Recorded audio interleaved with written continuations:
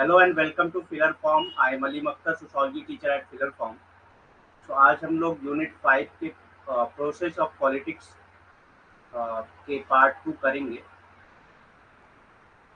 सो 2 minute wait करते हैं, सारे लोग ज्वाइन कर लें, उसके बाद स्टार्ट करें।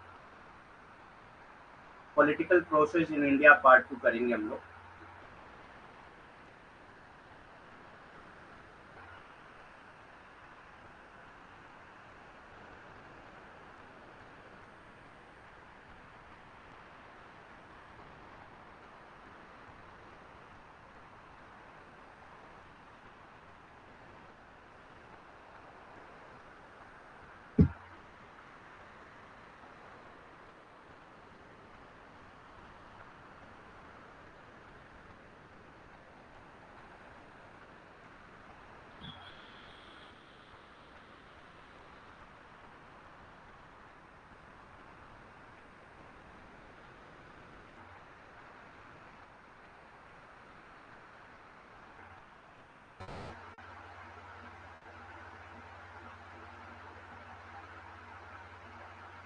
ओके, स्टार्ट करते हैं।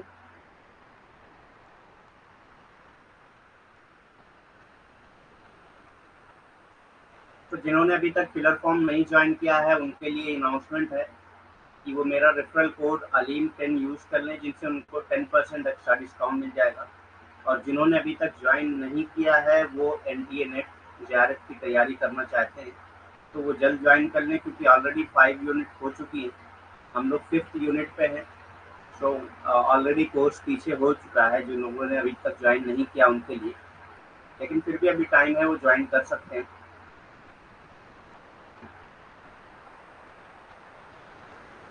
तो political process in India part 2 आज हम लोग करेंगे। कल हम लोगों ने पार्ट 1 किया था, आज पार्ट 2 आज हम लोग करेंगे।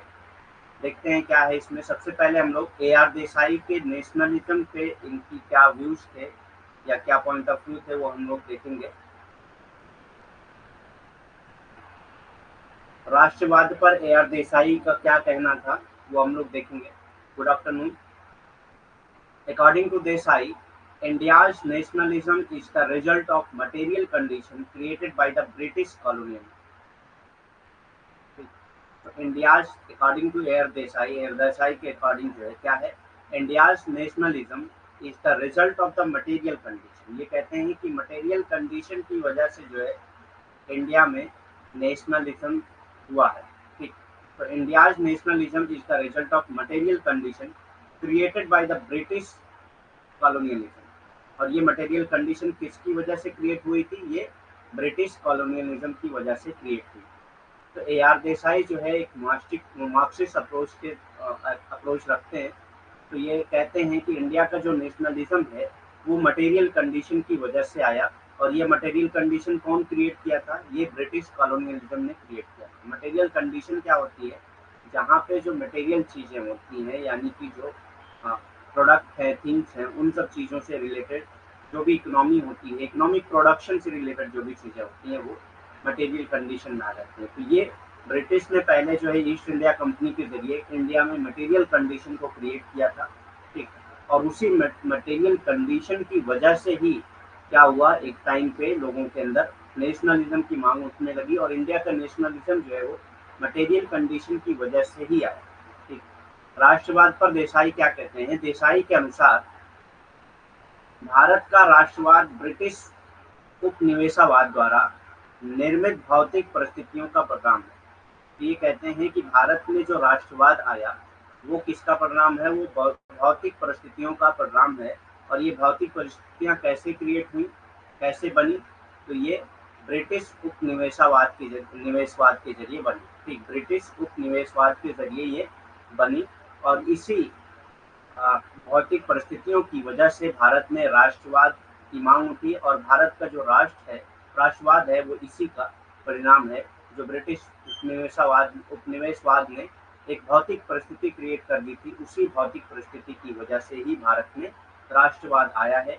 ये कौन कहते हैं? A R Desai. ठीक। इससे रिलेटेड कई बार क्वेश्चन पूछे गए हैं। ठीक है, एग्जाम में कई बार इससे रिलेटेड क्वेश्चन पूछे गए, तो आपको ये पता होना चाहिए। The Britishers develop new economic relations by introducing industrialisation and modernisation. So इन्होंने इंडस्ट्रियलाइजेशन एंड मॉडर्नाइजेशन को इंट्रोड्यूस किया था इंडिया में। इंडस्ट्रियलाइजेशन और मॉडर्नाइजेशन को इंट्रोड्यूस करने के साथ साथ इन्होंने नए इकोनॉमिक रिलेशन को डेवलप किया था। नए इकोनॉमिक रिलेशन को डेवलप किया मतलब पहले एग्रेरियन सोसाइटी थी इंडिया में, एग्रेरियन रिलेशन थे, लोग एग्रीकल्चर के बेस पे ही थे। एग्रेरियन इकोनॉमिक रिलेशन पहले थी, तो लोग एग्रीकल्चर के बेस पे काम कर रहे थे। सारे लोग लगभग जो है इंडिया की मोस्ट ऑफ द पॉपुलेशन जो है वो एग्रीकल्चर में इन्वॉल्व थी। लेकिन जब इंडस्ट्रियलाइजेशन हुआ, मॉडर्नाइजेशन हुआ, तो एक नया इकोनॉमिक रिलेशन डेवलप हो गया। ब्रिटिश ने जो है एक नया इकोनॉमिक रिलेशनशिप डेवलप कर दिया। ठीक है। औद्योगिकीकरण और आधुनिकीकरण की शुरुआत करके अंग्रेजों ने नए आर्थिक संबंध विकसित किए। पहले जो है कृषि के बेस पे जो भी आर्थिक संबंध थे इंडिया में, वो कृषि के बेस पे थे। ठीक, लोग ज्यादातर इंडिया की ज्यादातर जनसंख्या जो है वो कृषि पर ही निर्भर थी। लेकिन अंग्रेजों ने क्या किया, औद्योगिकीकरण और आधुनिकीकरण के जरिए एक नया आर्थिक संबंध जो है विकसित कर दिया। ठीक, एक नया आर्थिक संबंध विकसित कर दिया था भारत में आके। भारत में क्या लाके, भारत में औद्योगिकीकरण और आधुनिकीकरण लाके एक नया आर्थिक संबंध विकसित कर दिया। Social background of Indian nationalism. अब इंडियन नेशनलिज्म का सोशल बैकग्राउंड क्या है, ये भी बात करते हैं। कौन? ए आर देसाई बात करते हैं। भारतीय राष्ट्रवाद की सामाजिक पृष्ठभूमि क्या है, ये ए आर देसाई बात करते हैं। तो अब इन्होंने क्या बात किया है इसमें, भारतीय राष्ट्रवाद की सामाजिक पृष्ठभूमि में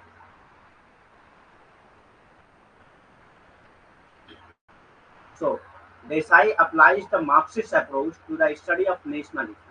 देसाई क्या करते हैं, मैंने पहले ही बताया, देसाई जो है मार्क्सिस्ट अप्रोच यूज करते हैं। ठीक, क्या करने के लिए? इंडियन नेशनलिज्म को स्टडी करने के लिए। तो कई बार एग्जाम में पूछा गया कि who use the Marxist approach in the study of nationalism in India, या आपसे ये भी पूछा जा सकता है कि ए आर देसाई ने इंडिया के नेशनलिज्म को स्टडी करने के लिए कौन से अप्रोच लगाए थे। तो ये हो जाएगा Marxist approach. During the British rule, British rule में जो इंडियन नेशनलिज्म का कॉन्सेप्ट आया था, वो कब उसको स्टडी करने के लिए ए आर देसाई ने कौन सा अप्रोच लगाया था? मार्क्सिस्ट अप्रोच लगाया था। मार्क्सिस्ट अप्रोच कौन सा है? Conflict approach. ठीक,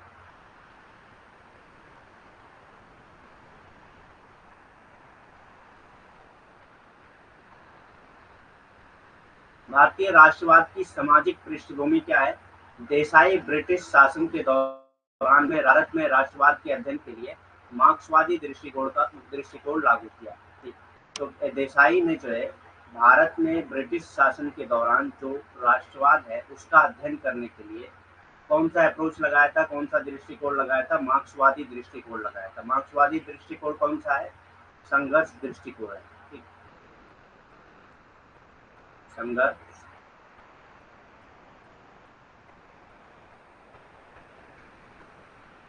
संघर्ष दृष्टिकोण। ठीक, Desai traces the growth of the nationalism movement in 5 phases। तो 5 फेज बताते हैं वो नेशनलिज्म की ग्रोथ की।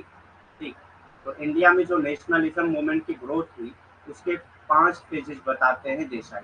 Desai traces the growth of nationalism in 5 phases. Desai 5 चरण में राष्ट्रीय आंदोलन के विकास का पता लगाते हैं। तो राष्ट्रीय आंदोलन के विकास को कितने चरण में बताया है देसाई ने, या देसाई ने? तो वो 5 चरण बताया है उन्होंने। अब वो 5 चरण कौन कौन से हैं हम लोग वन बाय वन देखेंगे। तो सबसे पहले आता है first phase, the first phase, पहला चरण। Indian nationalism has a very narrow social basis. तो पहले फेज में जो है बहुत नैरो सोशल बेसिस था। नैरो मतलब बहुत कम बातें की जाती थी नेशनलिज्म। ठीक, Indian nationalism has a very narrow social basis, मतलब इसका जो भी नेशनलिज्म की बात थी उसमें सोशल बेसिस नहीं थी, मतलब आ, सामाजिक तौर पे कोई चीजें नहीं थी उसमें। ठीक, भारतीय राष्ट्रवाद का एक बहुत ही संकीर्ण सामाजिक आधार, बहुत संकीर्ण सामाजिक आधार, मतलब कि जो राष्ट्रवाद था उस राष्ट्रवाद का कोई सामाजिक आधार नहीं था। जो राष्ट्रवाद की बात हो भी रही थी उसका कोई सामाजिक आधार नहीं था पहले चरण में।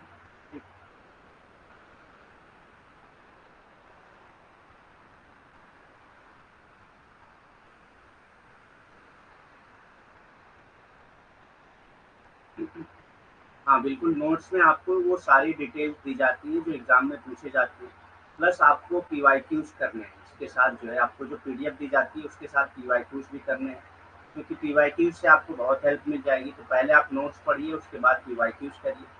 ठीक। बाकी हम लोग जो क्वेश्चन और भी सॉल्व कराएंगे, एक्स्ट्रा क्वेश्चन, वो भी कर सकते हैं आप। तो फर्स्ट पेज क्या है? Indian nationalism has a very narrow social basis. पहला चरण है भारतीय राष्ट्रवाद का एक बहुत ही संकीर्ण सामाजिक आधार था। It was pioneered by the intelligentsia who are the product of the modern system of education. ये इसको किसने जो है बढ़ाया था, बढ़ावा दिया था? It was Pioneer by the intelligentsia. Intelligentsia किसको कहते हैं? जो इंटेलेक्चुअल लोग थे उनके जरिए जो है ये पहला चरण शुरू किया गया था। फर्स्ट पेज किसने शुरू किया था? वो इंटेलिजेंस लोग थे, और ये किसका प्रोडक्ट थे? मॉडर्न एजुकेशन सिस्टम के प्रोडक्ट थे। ठीक, ये मॉडर्न एजुकेशन सिस्टम के प्रोडक्ट थे जिन्होंने पहला फेज पहला फेज जो है और इंडियन नेशनलिज्म का शुरू किया। ये बुद्धिजीवियों द्वारा अग्रणी था, जो शिक्षा की आधुनिक प्रणाली से के उत्पाद उत्पाद ये बुद्धिजीवियों द्वारा चलाया गया था। पहला चरण जो है राष्ट्रवाद का, भारतीय राष्ट्रवाद का पहला चरण जो है वो किसने शुरू किया था? बुद्धिजीवियों द्वारा शुरू किया गया था। और जो इसके उत्पाद थे, जो आधुनिक शिक्षा के उत्पाद थे, आधुनिक शिक्षा प्रणाली के उत्पाद थे। ठीक। Desai considered Raja Ram Mohan Rai and his follower as the pioneer of Indian nationalism. ठीक। तो देसाई कहते हैं कि जो राजा राम मोहन राय है और उनके जो फॉलोअर हैं वही जो है पायनियर है इंडियन नेशनलिज्म। उन्होंने ही बढ़ावा दिया है इंडियन नेशनलिज्म को। तो फर्स्ट पेज में ये राजा राम मोहन राय को रखते हैं, क्योंकि ये एक इंटेलिजेंट है, इंटेलिजेंसिया में आते हैं ये, और इन्होंने ही पायनियर किया था इंडियन नेशनलिज्म। तो देसाई जो है राजा राम मोहन राय और उसके फॉलोअर को ही कंसीडर करते हैं pioneer of Indian nationalism. Desai Raja Ram Mohan Roy और उनके अनुयायियों को भारतीय राष्ट्रवाद के अग्रदूत मानते हैं। तो देसाई ये मानते हैं कि राजा राम मोहन राय और उनके जो अनुयायी हैं उन्होंने ही शुरू किया था भारतीय राष्ट्रवाद। ठीक, उन्होंने ही भारतीय राष्ट्रवाद को शुरू किया था। This phase continue till 1885। ये फेज कब तक चला? 1885 तक चला। ठीक, when the Indian National Congress was formed। ठीक, कब तक चला? जब तक इंडियन नेशनल कांग्रेस बनी तब तक चला ये। और ये ईयर कौन सा था? 1885। ठीक, ये चरण 1885 तक जारी रहा, जब भारतीय राष्ट्रीय कांग्रेस की स्थापना हुई। ठीक, जब भारतीय राष्ट्रीय कांग्रेस की स्थापना हुई तब पहला चरण खत्म हो गया, और ये चरण जो है 1885 तक चला। 1885 तक ये चरण तक चला था। उसके बाद जो है भारतीय राष्ट्रीय कांग्रेस की स्थापना हुई। सेकेंड फेज 1905 तक चला था। ठीक, according to Desai, Indian national movement voiced the demand of the educated classes and the trading bourgeoisie, such as the Indianization of services। दूसरा चरण जो है वो 1905 तक चला। देसाई के अनुसार भारतीय राष्ट्रीय आंदोलन ने शिक्षित वर्गों के और व्यापारिक पूंजीपतियों की मांगों को आवाज दी, जैसे कि सेवाओं का भारतीयकरण। तो इसमें जो है दूसरे चरण में क्या हुआ था? दूसरे चरण में जो इंडियन नेशनल मूवमेंट का जो दूसरा फेज था, उसमें जो एजुकेटेड लोग थे या जो ट्रेडिंग बार्जुआजीज थे उनकी आवाज़ों को बढ़ावा दिया गया, उनकी वॉइस को बढ़ावा दिया गया। मतलब उनकी जो डिमांड थी उसको पूरा करने के लिए आवाज़ उठाई गई। ठीक, उनको पूरा करने के लिए वॉइस उठाई गई थी। Such as the Indianisation of the services, जैसे कि Indianisation of the services. Indianisation of the services क्या है? जो भी सर्विसेज थी ब्रिटिश गवर्नमेंट में, जो सर्विस सेक्टर था उसके इंडियनाइजेशन की मांग उठी थी सेकंड फेज में। इंडियनाइजेशन मतलब कि उन सर्विसेज में इंडियन लोगों को रखा जाए। ठीक, उन सारी सर्विसेज में इंडियन लोगों को रखा जाए। तो ये सेकंड फेज में हुआ। सेकंड फेज में क्या हुआ था? इंडियन नेशनल मूवमेंट के सेकंड फेज में जो एजुकेटेड लोग थे या जो ट्रेडिंग बार्जवाजी थे, उनकी आवाज़ों को, उनके डिमांड को बढ़ावा दिया गया। ठीक, जैसे कि Indianisation of the services. Indianisation मतलब कि जो सर्विसेज हैं उनमें इंडियन लोगों को रखा जाए। ठीक, देसाई के अनुसार भारतीय राष्ट्रीय आंदोलन ने शिक्षित वर्गों और व्यापारिक पूंजीपतियों की मांग को आवाज दी। ठीक, तो देसाई के अनुसार क्या है कि जो दूसरा चरण था भारतीय राष्ट्रीय आंदोलन का, उसने शिक्षित वर्ग और जो व्यापारिक पूंजीपति थे उनकी आवाजों को और उनकी मांगों को बढ़ावा दिया। ठीक, जैसे कि सेवाओं का भारतीयकरण। सेवाओं का भारतीयकरण मतलब जो भी सेवाएं हैं ब्रिटिश राज में, जो भी सेवाएं हैं उन सेवाओं को में जो है भारतीय लोगों को रखा जाए, उन सेवाओं में भारतीय व्यक्तियों को रखा जाए, उसी को कहा जाता है सेवाओं का भारतीयकरण। ठीक, तो ये दूसरा फेज है। The association of Indian with the administrative machinery of the state, the stoppage of economic drain, and other formulated in the resolution of the Indian National Congress. राज्य की प्रशासनिक मशीनरी के साथ भारतीयों का जुड़ाव, आर्थिक पलायन को रोकना, अन्य भारतीय राष्ट्रीय कांग्रेस के प्रस्ताव में तैयार किए गए। ठीक, तो कांग्रेस ने एक प्रस्ताव तैयार किया जिसमें क्या था, the association of the Indian with the administrative machinery of the state. जो एडमिनिस्ट्रेटिव पावर है, जो administrative machinery of the state है, administrative machinery of the state मतलब कि जो लोग राज कर रहे हैं, जो मतलब एडमिनिस्ट्रेटिव पोजीशन पे हैं, उनमें उनमें इंडियंस का होना जरूरी है। जैसे जिसको हम लोग इंडियनाइजेशन ऑफ द सर्विसेज कह रहे हैं, तो एडमिनिस्ट्रेटिव पावर में जो है इंडियन का होना जरूरी है। ये कांग्रेस ने एक प्रपोजल दिया था। ठीक, एक रेजोल्यूशन पास किया था। ठीक, the stoppage of economic drain. Economic drain को रोकना। इकोनॉमिक ड्रेन मतलब कि जो भी आर्थिक चीजें हैं उनका पलायन नहीं होना चाहिए। ठीक, जो भी इकोनॉमिक चीजें हैं, इकोनॉमिक प्रोडक्शन है, उनको बाहर नहीं जाने दिया जाना चाहिए। And other formulated in the resolution of the Indian national Congress. और बहुत सारी चीजें जो है इंडियन नेशनल कांग्रेस के रेजोल्यूशन में थी।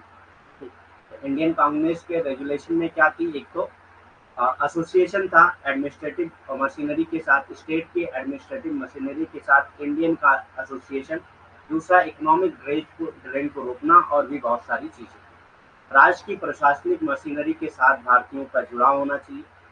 तो जो भी राज्य की प्रशासनिक मशीनरी है, यानी कि जो शासन करने वाली मशीनरी है, उससे जुड़ाव किसका होना चाहिए, भारतीयों का जुड़ाव होना चाहिए। और आर्थिक पलायन को रोका जाना चाहिए। ठीक, और आर्थिक पलायन को रोका जाना चाहिए। ठीक, और अन्य भारतीय राष्ट्रीय और भी बहुत सारे इश्यूज थे जिनको भारतीय राष्ट्रीय कांग्रेस के प्रस्ताव में रखा गया। ठीक,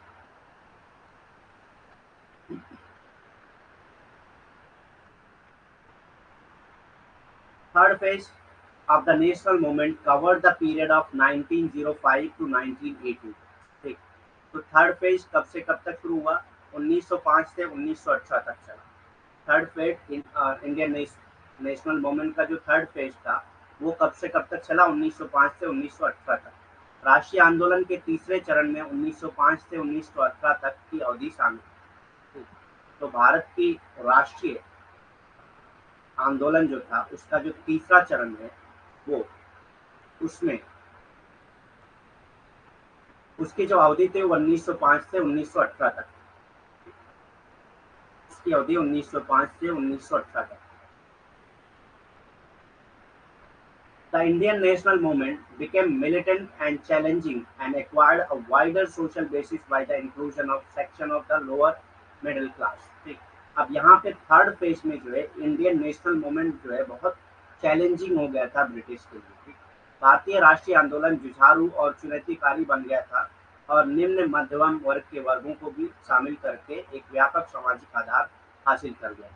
तो इंडियन नेशनल मूवमेंट जो है इस वक्त तक, मतलब थर्ड फेज तक जो है मिलिटेंट बन गया था और एक चैलेंजिंग बन गया था ब्रिटिश के लिए, मतलब ब्रिटिश के लिए एक चुनौती के तौर पे उभर रहा था। And acquire a wider social basis. अब यहाँ पे वाइडर सोशल बेसिस यहाँ पे हो गया, नैरो सोशल बेसिस नहीं बल्कि वाइडर, बहुत बड़े लेवल पर इसका सोशल बेसिस हो गया था। बाय द इंक्लूजन, किसके जरिए, by the inclusion of the section of lower middle class. Lower middle class section को जोड़कर जो है ये बहुत वाइडर सोशल बेसिस ले चुका था इस वक्त, और मिलिटेंट के साथ साथ चैलेंजिंग हो गया था ब्रिटिश गवर्नमेंट के लिए। भारतीय राष्ट्रीय आंदोलन जुझारू और चुनौतीपूर्ण बन गया था, और निम्न मध्यम वर्ग के वर्गों को शामिल करके एक व्यापक सामाजिक आधार हासिल कर चुका था। तो व्यापक सामाजिक आधार कैसे हासिल किया था? निम्न मध्यम वर्ग को शामिल कर, और ये एक चुनौतीपूर्ण और जुझारू बन चुका था। एक चुनौतीपूर्ण किसके लिए? जो ब्रिटिश राज्य है उनके लिए चुनौतीपूर्ण बन गया था। ठीक, अंग्रेजों का जो राज्य है उसके लिए ये चुनौतीपूर्ण बन गया।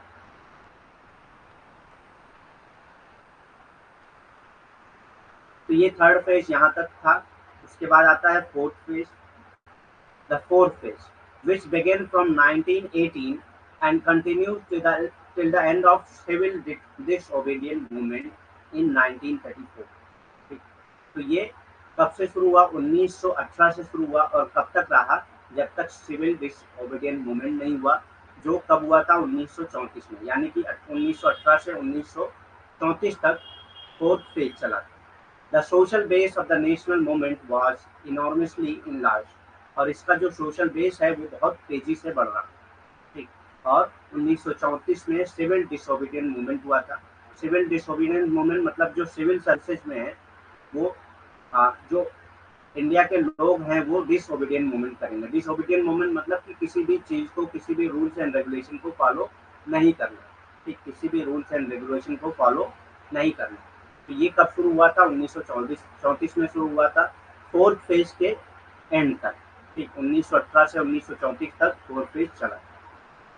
चौथा चरण जो 1918 से शुरू हुआ और 1934 में सविनय अवज्ञा आंदोलन के अंत तक जारी रहा। सविनय अवज्ञा आंदोलन तक के अंत तक जारी रहा। ठीक, तो ये 1918 से 1934 तक चला, जब तक कि सविनय अवज्ञा आंदोलन नहीं हो गया, जो 1934 में हो गया था। सविनय अवज्ञा आंदोलन क्या था कि कोई भी चीजों को, जो भी रूल्स कानून है, कानून वगैरह है ब्रिटिश के, उनको नहीं मानना। ठीक, राष्ट्रीय आंदोलन का सामाजिक आधार बहुत बढ़ गया था। इस वक्त तक जो है, जो राष्ट्रीय आंदोलन है उसका जो सामाजिक आधार है वो बहुत ज्यादा बढ़ गया था। ठीक, उसका सामाजिक आधार बहुत ज्यादा बढ़ गया था। तो ऐसे फेज वाइज जो है वो सामाजिक आधार बढ़ रहा है। ठीक, the movement which was hitherto restricted mainly to upper and middle classes further extended to section of the Indian masses। तो ऐसा मूवमेंट जो इंडियन नेशनल मूवमेंट पहले जो है अपर एंड मिडिल क्लासेस तक ही सीमित था, जो पहले अपर और मिडिल क्लासेस तक ही सीमित था, मतलब ऐसे लोग ही उसमें शामिल थे उस नेशनल मूवमेंट में जिसमें सिर्फ अपर और मिडिल क्लास के लिए लोग ही थे। ये फर्दर इतना फैला कि ये इंडियन मासेस तक पहुंच गया, मतलब पूरे इंडियन पब्लिक तक पहुंच गया। जो पुअर लोग हैं उन तक भी पहुंच गया, लोअर क्लास के जो लोग हैं उन तक भी पहुंच गया। तो ये अब रिस्ट्रिक्टेड नहीं था अपर मिडिल क्लास तक ही। ठीक, ये बल्कि बढ़ गया मासेस तक। आंदोलन जो अब तक मुख्य रूप से उच्च और मध्यम वर्गों तक ही सीमित था।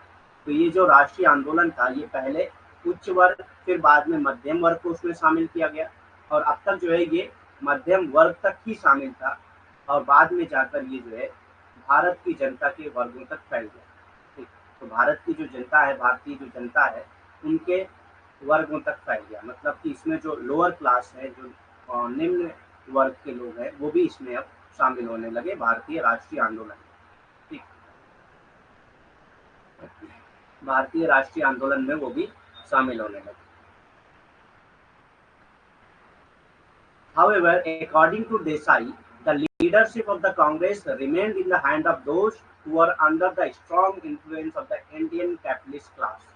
लेकिन अब तक जो लीडरशिप थी कांग्रेस की, इंडियन नेशनल कांग्रेस की जो लीडरशिप थी वो किसके हाथ में थी? जो भी इन्फ्लुएंशियल लोग थे इंडियन कैपिटलिस्ट क्लास के हाथ में ही थी, मतलब अपर क्लास के हाथ में भी अभी तक लीडरशिप थी। तो लीडरशिप के मामले में अगर देखा जाए तो मासेस तक तो पहुंच गया था, इंडियन नेशनल मूवमेंट जो है वो मासेस तक पहुंच गया था, लेकिन कांग्रेस की जो लीडरशिप थी वो इंडियन कैपिटलिस्ट क्लास के हाथ में ही थी, यानी कि अपर क्लास के हाथ में ही थी। तो यहाँ पे सारे क्लास तो शामिल हो गए, upper class, middle class, lower class, सारे क्लास शामिल हो गए, लेकिन जो लीडरशिप थी वो किसके हाथ में थी? इंडियन कैपिटलिस्ट यानी कि अपर क्लास के। हालांकि देसाई के अनुसार कांग्रेस का नेतृत्व उन लोगों के हाथों में रहा जो भारतीय पूंजीपति वर्ग के प्रबल प्रभाव में, ठीक, जो भारतीय पूंजीपति वर्ग के प्रबल प्रभाव में थे, उन्हीं के हाथ में जो कांग्रेस का जो है नेतृत्व था, ठीक, उन्हीं के हाथ में, यानी कि अपर क्लास के हाथ में ही कांग्रेस का नेतृत्व था, ठीक। हालांकि जो आंदोलन है वो सारे वर्गों तक पहुंच चुका था, चाहे वो उच्च वर्ग हो, निम्न वर्ग हो या मध्य वर्ग हो, सारे वर्गों तक पहुंच चुका था, लेकिन कांग्रेस का जो नेतृत्व था वो भारतीय पूंजीपति वर्ग के प्रबल प्रभाव में जो लोग थे उन्हीं के हाथ में था, ठीक। अब ये फिफ्थ फेज में जो है ये खत्म होगा। द फिफ्थ फेज कब से कब तक चला? 1934 से 1939 तक चला। Was characterized by the growing disenchantment with the Gandhi Gandhian ideology. ठीक, growing disenchantment with the Gandhian ideology within the Congress and further rise of the socialists who represent the petty bourgeoisie element. पांचवें चरण जो है वो 1934 से 1939 तक चला। ये कांग्रेस के भीतर गांधी एक विचारधारा के साथ बढ़ते मोहभंग और छोटे बुर्जुआ तत्वों का प्रतिनिधित्व करने वाले समाजवादियों के आगे बढ़ने की विशेषता है। अब यहाँ पे जो है जो छोटे वर्ग के लोग हैं, पेटी बार्जोजीज हैं, उनको बढ़ावा दिया जाने लगा, ठीक। तो पांचवा फेज जो है वो गांधीयन आइडियोलॉजी के बेस पे था।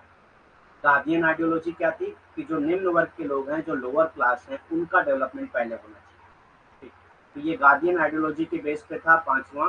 With in the Congress and further rise of the socialist, ठीक, कांग्रेस के अंदर गांधीयन आइडियोलॉजी आई और जो है ये सोशलिस्ट का राइज हुआ यहाँ से, जिसमें ये कहा गया कि जो पेटी बार्जोजीज एलिमेंट है उनको रिप्रेजेंट किया जाना चाहिए, जो छोटे बिजनेसमैन हैं, छोटे बार्जोजीज हैं, उनका रिप्रेजेंटेशन होना जरूरी है, उनका नेतृत्व होना जरूरी है, ठीक। पांचवें चरण में कांग्रेस के भीतर गांधी विचारधारा के साथ बढ़ते मोहभंग और छोटे बार्जुआ तत्वों का प्रतिनिधित्व करने वाले समाजवादियों को आगे बढ़ने की विशेषता थी। तो ऐसे समाजवादी जो छोटे बार्जुआ के तत्वों को प्रतिनिधित्व करते हों, छोटे बार्जुआ तत्वों को प्रतिनिधित्व करते हों, उनको बढ़ावा दिया गया, क्योंकि जो पांचवा चरण था वो किसके बेस पे था? वो गांधीयन विचारधारा के बेस पे, गांधी की विचारधारा के बेस पे था।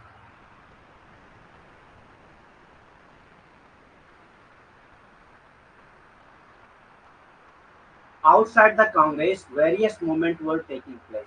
कांग्रेस के बाहर भी बहुत सारे मूवमेंट शुरू हुए। पहले जो है चौथे फेज तक तो कांग्रेस के अंदर ही मूवमेंट चल रहे थे, लेकिन पांचवें फेज में जो है आउटसाइड द कांग्रेस जो है बहुत सारे मूवमेंट टेक प्लेस हुए, ठीक, बहुत सारे मूवमेंट चले। कांग्रेस के बाहर तरह तरह के आंदोलन हो रहे थे, ठीक। अब तक फोर्थ फेज तक जो है कांग्रेस के अंदर जितने भी आंदोलन हो रहे थे वो कांग्रेस के अंदर हो रहे थे, लेकिन फोर्थ फेज के बाद फिफ्थ फेज में कांग्रेस के बाहर भी आंदोलन शुरू हो गए, ठीक। फिफ्थ फेज में कांग्रेस के बाहर भी आंदोलन शुरू हो गए।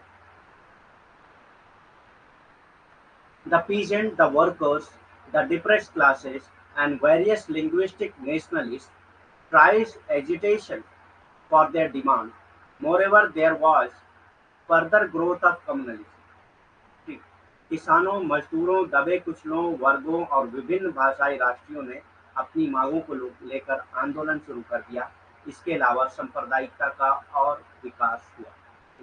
तो जो पीजेंट थे, जो वर्कर थे, जो डिप्रेस क्लास थे, या जो भी लिंग्विस्टिक नेशनलिस्ट नेशनलिटीज थी, जो भी लिंग्विस्टिक नेशनलिटीज मतलब अपने लैंग्वेज के बेस पे जो जिनको ये लग रहा था कि उनकी लैंग्वेज जो है, उनका कल्चर जो है वो खतरे में है, उन्होंने आंदोलन शुरू करना शुरू किया, उन्होंने एजिटेशन करना शुरू किया और अपनी डिमांड को मनवाना शुरू किया। Moreover there was further growth of communalism. हालांकि इसके साथ साथ जो है कम्युनलिज्म का डेवलपमेंट भी बहुत ज़्यादा है। कम्युनलिज्म किसको कहते हैं? आप अपने रिलीजन को सुपीरियर मान के दूसरे रिलीजन के प्रति अगर हेट रखते हैं तो उसको उसी को क्या कहा जाता है? कम्युनलिज्म कहा जाता है। तो पीजेंट वर्कर या जो डिप्रेस क्लास थे या लिंग्विस्टिक नेशनलिटीज थी, उन्होंने एजिटेशन करना शुरू किया और अपनी डिमांड मनवाना शुरू किया, लेकिन उसके साथ साथ जो है कम्युनलिज्म का भी डेवलपमेंट बढ़ा, ठीक। ये फिफ्थ फेज का है। कम्युनलिज्म का भी डेवलपमेंट बढ़ा, ग्रोथ हुआ। किसानों, मजदूरों, दबे कुचले वर्गों और विभिन्न भाषाई राष्ट्रीयों ने अपनी मांगों को लेकर आंदोलन शुरू कर दिया, ठीक। तो जो किसान थे, जो मजदूर थे, जैसे हम लोगों ने तिभागा मूवमेंट, तेलंगाना मूवमेंट देखा है, ठीक, किसानों, मजदूरों, दबे कुचले वर्गों और विभिन्न भाषाई राष्ट्रीयता के जो लोग थे, उन्होंने अपनी मांगों को लेकर आंदोलन करना शुरू किया। इसके अलावा आप देखेंगे कि सांप्रदायिकता का भी विकास हुआ। इसके साथ-साथ जो है सांप्रदायिकता का भी विकास हुआ, यानी कि सांप्रदायिकता को भी बढ़ावा मिला। कम्युनलिज्म का भी ग्रोथ हुआ। ग्रोथ ऑफ कम्युनलिज्म, सांप्रदायिकता का विकास। तो सांप्रदायिकता पता है क्या होती है? सांप्रदायिकता मतलब अगर आप अपने धर्म को सुपीरियर मानकर, अपने धर्म को जो है श्रेष्ठ मानकर दूसरे के धर्म के साथ आपको एक तरह से घृणा महसूस हो या दुश्मनी महसूस हो, तो उसी को सांप्रदायिकता कहा जाता है। ठीक।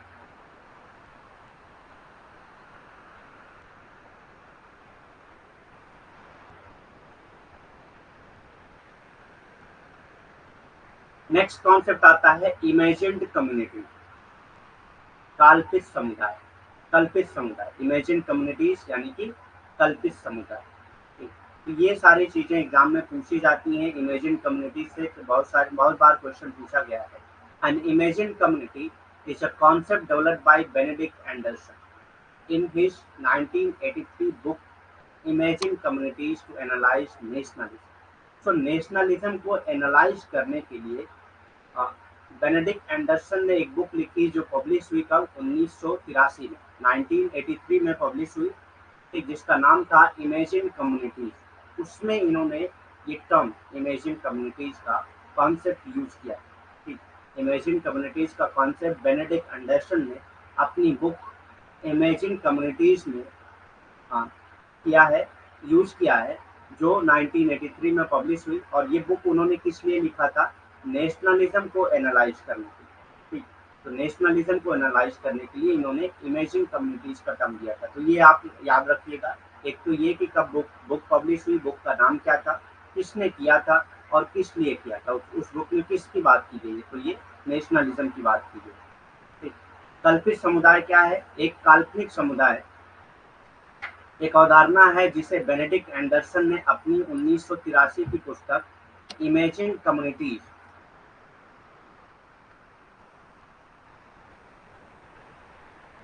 इमेजिन कम्युनिटीज में किया था।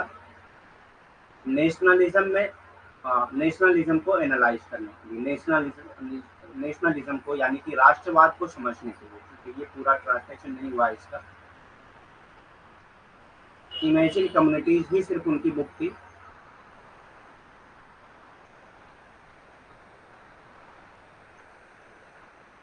राष्ट्रवाद का अध्ययन करने के लिए। ठीक,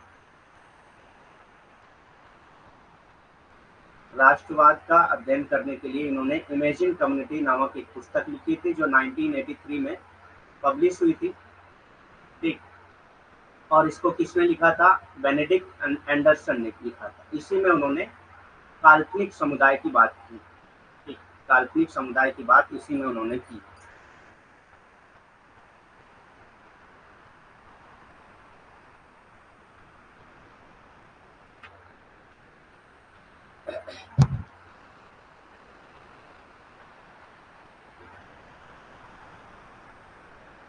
Anderson depicts a nation as a socially constructed community.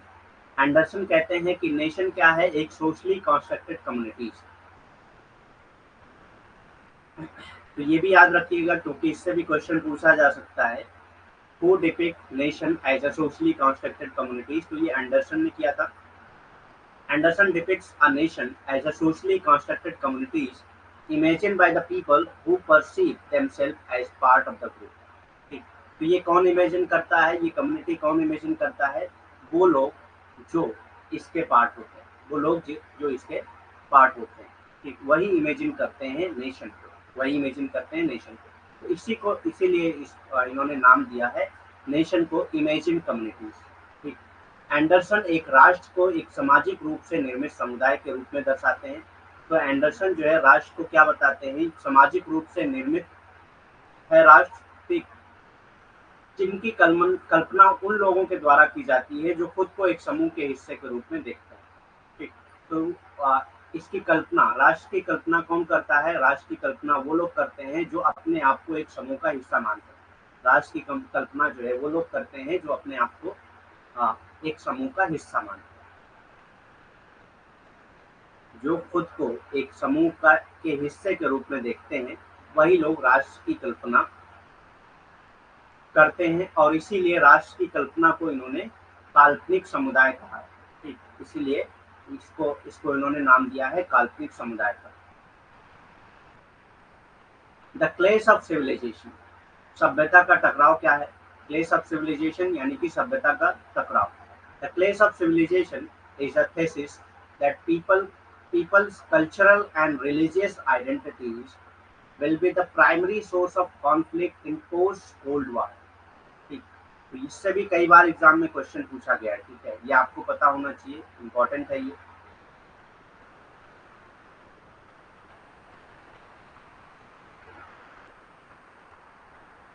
तो क्लेश सिविलाइजेशन में क्या है? एक थेसिस है ये, जिसमें ये कहा गया कि people's cultural and religious identity, people की जो कल्चरल और रिलीजियस आइडेंटिटीज होगी, कल हम लोगों ने आइडेंटिटीज के बारे में पढ़ा है, तो people's cultural and religious identities will be the primary source of the conflict in post-Cold World War. Cold War, post-Cold World War। ठीक, तो पोस्ट-कोल्ड वर्ल्ड वॉर जो है वो किस बेसिस पे होगा? रिलीजियस आइडेंटिटी या कल्चरल आइडेंटिटी के बेस पे होगा। सभ्यता का संघर्ष एक थीसिस है कि शीत युद्ध के बाद की दुनिया में लोगों की सांस्कृतिक और धार्मिक पहचान संघर्ष का प्राथमिक स्रोत हो। ठीक, शीत विश्व युद्ध जिसको कहते हैं। ठीक है, शीत विश्व युद्ध। ठीक, शीत विश्व युद्ध ये क्यों होगा? ये किस बेस पे होगा? तो ये धार्मिक और सांस्कृतिक पहचान के बेसिस पे होगा। ठीक, इसी को कहा जाता है सभ्यता का टकराव। सभ्यता दोनों क्या है? एक तरह की सिविलाइजेशन है, उसी सिविलाइजेशन के बीच में ही क्या होगा? क्लेश हो। ठीक, उसी सभ्यता के बीच में, दो सभ्यता के बीच में, दो सभ्यता यानी कि दो कल्चर के बीच में या दो रिलीजन के बीच में टकराव होगा, तो यानी कि दो सभ्यता के बीच में टकराव। तो ये थीसिस है, ये मानना है कि जो भी शीत विश्व युद्ध होगा वो सभ्यता के बेस पे ही होगा, वो धार्मिक और सांस्कृतिक पहचान के बेस पे ही होगा, कल्चरल आइडेंटिटी और रिलीजियस आइडेंटिटी के बेस पे ही होगा। The American political scientist Samuel P. Huntington argued that future war would be fought not between countries but between culture। तो ये भी क्वेश्चन एक बार पूछा गया है कि who told that post Cold War will be based on cultural and religious identity। तो P. Huntington ने ही कहा है कि post Cold War जो है वो रिलीजियस और कल्चरल आइडेंटिटी के बेस पे होगा। तो ये एक अमेरिकन पॉलिटिकल साइंटिस्ट है, सैमुअल पी हंटिंगटन। इन्होंने आर्ग्यू किया है कि द फ्यूचर वॉर्स यानी कि आगे की फ्यूचर के टाइम पे जो भी वॉर्स होंगे वो किसके बीच में होंगे? वो कंट्रीज के बीच में नहीं होंगे। फ्यूचर में जो वार होंगे वो किसके बीच में होंगे? कंट्रीज के बीच में नहीं होंगे, बल्कि कल्चर्स के बीच में होंगे। ठीक, the American political scientist Samuel P Huntington argued that future war will be fought not between countries but between cultures. ठीक, तो फ्यूचर वार जो भी होंगे वो कंट्रीज के बीच में नहीं होंगे, बल्कि कल्चर के बीच में होंगे। अमेरिकी राजनीतिक वैज्ञानिक सैमुअल पी हंटिंगटन ने तर्क दिया कि भविष्य के युद्ध देशों के बीच नहीं बल्कि संस्कृतियों के बीच लड़े जाएंगे। तो इन्होंने कहा था, हंटिंगटन ने कहा था कि भविष्य में जो भी युद्ध होगा वो देशों के बीच में नहीं होगा, बल्कि संस्कृति के बीच में होगा, रिलीजन के बीच में होगा। ये हंटिंगटन कहते हैं। तो ये भी एग्जाम में एक बार क्वेश्चन पूछा गया है कि किसने कहा था कि शीत विश्व युद्ध जो है वो सांस्कृतिक और धार्मिक पहचान के बेस पे होगा। तो ये हंटिंगटन ने कहा था, ये नाम आप याद रखिए। ठीक, ये इंपॉर्टेंट है, इससे क्वेश्चन पूछे हैं। देखिए क्वेश्चन जो पूछे जाते हैं आप 2014 से, मैं यहाँ पे आपको एक ट्रिक बताता हूँ। 2014 से 2022 के आप पेपर उठा के देख लीजिए। ठीक, 2014 से 2022 के पेपर उठा के देख लीजिए, आपको इससे अंदाजा हो जाएगा कि जो क्वेश्चन पूछे जाते हैं जो शुरू से क्वेश्चन पूछे गए हैं वही क्वेश्चन रिपीट होते हैं। ठीक, अब या तो कभी कॉन्सेप्ट पूछ लिया जाता है, कभी थिंकर का नाम पूछ लिया जाता है, कभी बुक का नाम पूछ लिया जाता है। जैसे यहाँ पे जो है आ, हम लोगों ने इमेजिन कम्युनिटीज के बारे में भी पढ़ा, एंडरसन बेनेडिक्ट ने दिया, एंडरसन ने लिखा था इसको, क्या नाम है उनका पूरा,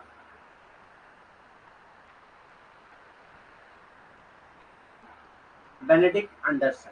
ठीक, बेनेडिक्ट एंडरसन नाम है इमेजिन कम्युनिटी। तो कभी आपसे ये पूछ लेता है कि इमेजिन कम्युनिटी का कॉन्सेप्ट किसने दिया, तो इसका आंसर हो जाएगा बेनेडिक्ट एंडरसन। ठीक, कभी ये पूछ लेगा कि इसमें से कौन सी बुक, हाँ, मतलब ये बुक किसने लिखा है, इमेजिन कम्युनिटी बुक किसने लिखा है। या ये भी पूछ सकता है कि इनमें से कौन सी बुक जो है एंडरसन ने लिखा है, या एंडरसन ने उस बुक में किसकी बात की है, तो उस बुक में नेशनलिज्म की बात की है। तो इसी तरह के क्वेश्चन पूछे जाते हैं। 2014 से 2022 की आप बुक, तो आप जो है प्रीवियस ईयर पेपर उठा के देख लीजिए, सेम कॉन्सेप्ट में क्वेश्चन रिपीट हुए। बस कभी कॉन्सेप्ट पूछता है, कभी बुक, कभी थिंकर के नाम पूछता है। ठीक, तो इसीलिए मैं बोलता हूँ आपको प्रीवियस ईयर क्वेश्चन आप करिए, उससे आपको बहुत बेनिफिट होने वाला है। जैसे अब यहाँ पे क्लेश सिविलाइजेशन है, तो एक बार क्वेश्चन इसमें से ये पूछा जा चुका है कि पोस्ट कोल्ड वॉर जो है वो कल्चरल और रिलीजियस आइडेंटिटी के बेस पे होगा। शीत विश्व युद्ध जो है वो आ, धार्मिक और सांस्कृतिक पहचान के बेस पे होगा। ठीक, ये किसने कहा था, ये एक बार क्वेश्चन पूछा जा चुका है, तो ये सैमुअल पी हंटिंगटन ने कहा था। तो ये आंसर आपको पता चल गया। लेकिन नेक्स्ट टाइम पे सेम क्वेश्चन अगर रिपीट होगा तो जरूरी नहीं है कि इसी तरह के क्वेश्चन पूछे जाए कि पोस्ट कोल्ड वॉर जो है वो कल्चरल और रिलीजियस आइडेंटिटी के बेस पे होगा, ये किसने कहा था। हो सकता है ये पूछा जाए जो है आपसे कि एंडरसन ने जो है पोस्ट कोल्ड वॉर वार यानी कि फ्यूचर वर्ल्ड वार के बारे में क्या बात की थी, फ्यूचर वार के बारे में क्या बात की। ठीक, एक क्वेश्चन ये बन सकता है। दूसरा क्वेश्चन क्या बन सकता है कि सैमुअल हंटिंगटन ने कहा था कि जो है जो वार्स होंगे, फ्यूचर वार्स जो होंगे वो कंट्रीज के बीच में नहीं होंगे, लेकिन किसके बीच में होंगे। तो वहां पे आंसर आपका दिया होगा ये कल्चर के बेस पे, कल्चर के बीच में होंगे, कल्चर्स के बीच में होंगे। ठीक, संस्कृति के बीच में होंगे, देश के बीच में नहीं होंगे। तो इसी तरह के क्वेश्चन रिपीट हुए कई बार, आप देखेंगे डायरेक्ट क्वेश्चन भी रिपीट हुए कई बार। ठीक, आप देखेंगे कि नेक्स्ट ईयर भी रिपीट हुए, जैसे कि इससे पहले वाले साल में जो क्वेश्चन पूछे गए हैं, सपोज करिए 2021 में जो क्वेश्चन पूछे गए हैं वो 2022 में डायरेक्ट पूछ लिया गया, सेम क्वेश्चन पूछ लिया गया। ठीक है, 2021 में जो पूछा गया वो 2022 में भी पूछा गया। तो इसी तरह के बहुत सारे क्वेश्चन रिपीट होते हैं।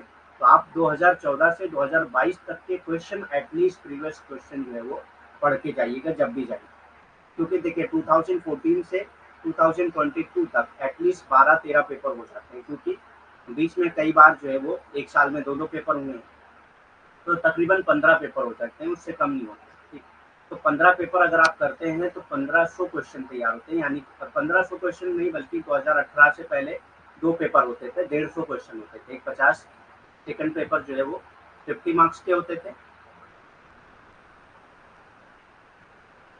और थर्ड पेपर जो है वो 100 मार्क्स के, 75 मार्क्स के होते थे, 100 के नहीं, 75 मार्क्स के होते थे। तो यहाँ पे 150 क्वेश्चन हो जाते हैं, तकरीबन 2000 क्वेश्चन आपके तैयार हो जाते हैं अगर आप 2014 से 2022 तक के क्वेश्चन पेपर, 2023 तक के अब पढ़ेंगे हम लोग, क्योंकि 2023 के भी क्वेश्चन अवेलेबल हो चुके हैं, जो जून में पेपर हुए थे या जो मार्च में पेपर हुए थे उनके। ठीक, तो आपको ये सारी चीज़ें करना है, इतना तो एटलीस्ट करके जाना है अगर आपको नेट जेआरएफ क्वालिफाई करना है तो। और उसके बाद आप जब क्वेश्चन पढ़ चुकेंगे, उसके बाद जब आप पीडीएफ पढ़ेंगे तो आपको पता चलेगा कि पीडीएफ में सारी चीज़ों के आंसर लिखे हुए हैं। तो मैं इसीलिए आपको सजेस्ट कर रहा हूँ, आपका जो स्टेज होगा पढ़ने का, जो स्टेप होगा, सबसे पहले आप पीडीएफ पढ़िए, जितनी भी पीडीएफ अवेलेबल है आपको अभी तक वो पढ़िए। ठीक, उसके बाद जो है आप क्या करिए, उसके बाद आप एमसीक्यू सॉल्व करना शुरू करें। एमसीक्यू जब आप सॉल्व करेंगे तो आपको पता लगेगा कि सारे एमसीक्यू जो है वो बहुत बार रिपीट हुए हैं, रिपीटेड एमसीक्यूज आए। उन रिपीटेड एमसीक्यूज में जो कॉन्सेप्ट रिपीट हो रहे हैं, जो बुक्स रिपीट हो रही हैं, उन सबके नाम लिख लीजिए आप एक पेपर पे, एक रजिस्टर बना लीजिए, उसमें नाम लिख लीजिए। फिर जब आपको जब रिवाइज करना होगा ना, तो आपको पूरा पीवाईक्यू फिर से नहीं पढ़ना होगा, सिर्फ आप वो जो रजिस्टर पे लिखे हुए हैं जो भी कॉन्सेप्ट और जो भी बुक्स वगैरह लिखी हैं वो आप रिपीट करके रिवाइज करके जा सकते हैं। तो दोबारा पीवाईक्यूज आपको रिवाइज नहीं करना पड़ेगा। अभी अगर आप ये काम करते हैं, फिर हम लोग जब पीवाईक्यू करेंगे फिर से, तो उसमें आपका स्कोर हाई, मतलब स्कोर बढ़ेगा, और स्कोर बढ़ेगा तो और भी नॉलेज बढ़ेगी आपकी, ठीक। तो मोटिवेशन भी बढ़ेगा, थोड़ा और पढ़ेंगे जब स्कोर अच्छा आएगा तो इतना काम तो आप लोग करिए, क्योंकि आप 60 डेज नहीं बल्कि 59 डेज ही बचे हैं, अगर शुरू में ही एग्ज़ाम होते हैं तो, क्योंकि अभी कुछ कहा नहीं जा सकता कब एग्ज़ाम हो जाएंगे हमारे, लेकिन जो डेट है उसी के बीच में होंगी, 6 दिसंबर से ही शुरू होगा, तो 6, 7, 8 कभी भी हो सकते हैं, तो 59 टू 60 डेज बचे हुए हैं। तो आपको कुछ ना कुछ ऐसी स्ट्रेटेजी लगानी है जिससे कम टाइम में ज़्यादा आप कवर कर पाएँ। तो ये बेस्ट है कि आप पीडीएफ पढ़िए, पीडीएफ के बाद एमसीक्यू सॉल्व करें, और कोई तरीका नहीं होता है नेट जेआरएफ क्वालिफाई करने का। बुक्स वगैरह आप टाइम नहीं है पढ़ने का, और बुक्स वगैरह पढ़ेंगे आप तो एक बुक में ज़रूरी नहीं है कि सारे कॉन्सेप्ट आपको मिलते हैं, एक दो कॉन्सेप्ट मिलते हैं एक बुक में अगर आप पढ़ेंगे तो, ठीक। या गाइड बुक पढ़ें आप, तब चाहे कि आपको कुछ सारे कॉन्सेप्ट कवर हो जाए उसमें।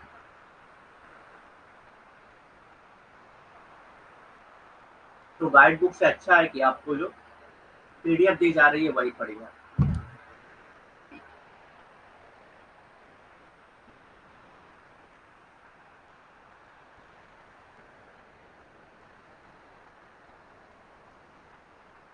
नेक्स्ट कॉन्सेप्ट आता है गवर्नेंस का।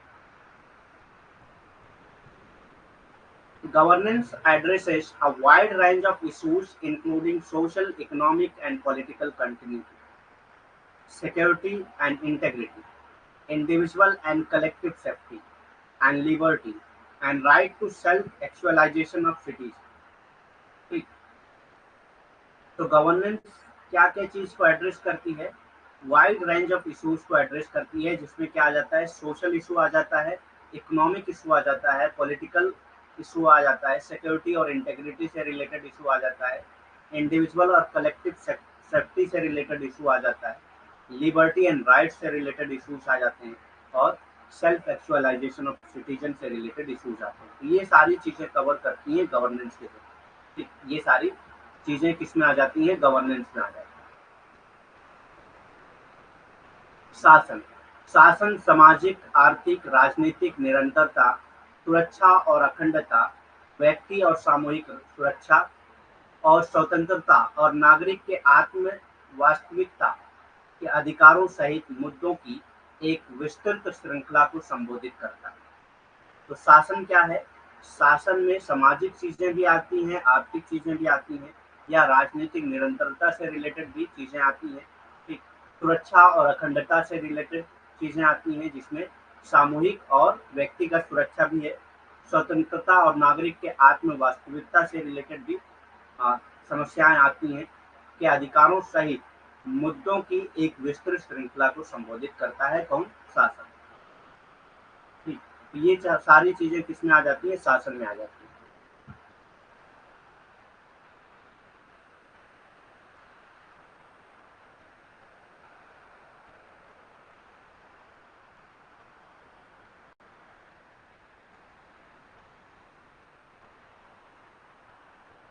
नेक्स्ट है गवर्नेंस इन इंडिया। भारत में शासन कैसा है। India is a sovereign socialist secular democratic republic with parliamentary form of government which is federal in structure with unitary features। ठीक। तो इंडिया क्या है, सॉवरेन है, सोशलिस्ट है, सेकुलर डेमोक्रेटिक रिपब्लिक। एक sovereign socialist secular democratic republic with the parliamentary form of government. यहाँ पे कौन से टाइप का गवर्नमेंट है, पार्लियामेंट्री फॉर्म ऑफ गवर्नमेंट। ठीक। पार्लियामेंट्री फॉर्म ऑफ गवर्नेंस पाया जाता है यहाँ पे, which is federal in structure with unitary feature. जो स्ट्रक्चर, जिसका स्ट्रक्चर जो है फेडरल है, फेडरल मतलब स्टेट की अलग पावर होती है और सेंटर की अलग पावर होती है, पावर्स जो है वो स्टेट और सेंटर में बटे हुए हैं, उसी को क्या कहा जाता है, फेडरल कहा जाता है। ठीक। तो इंडिया क्या है, sovereign socialist secular democratic Republic with a parliamentary form of government which is federal in structure with unitary feature। ठीक। भारत में शासन कैसा है, भारत एक सरकार के साथ संसदीय सरकार के साथ एक संप्रभु, समाजवादी, धर्मनिरपेक्ष, लोकतांत्रिक गणराज्य जो एकात्मक सुविधाओं के साथ संरचना में संघीय। ठीक, तो ये संरचना में संघीय है। संघीय मतलब कि अलग अलग राज्य की अलग अलग पावर होती है। ठीक, राज्य की शक्ति अलग होती है और सेंटर की शक्ति अलग होती है। सेंटर मतलब पूरे देश की शक्ति अलग होती है।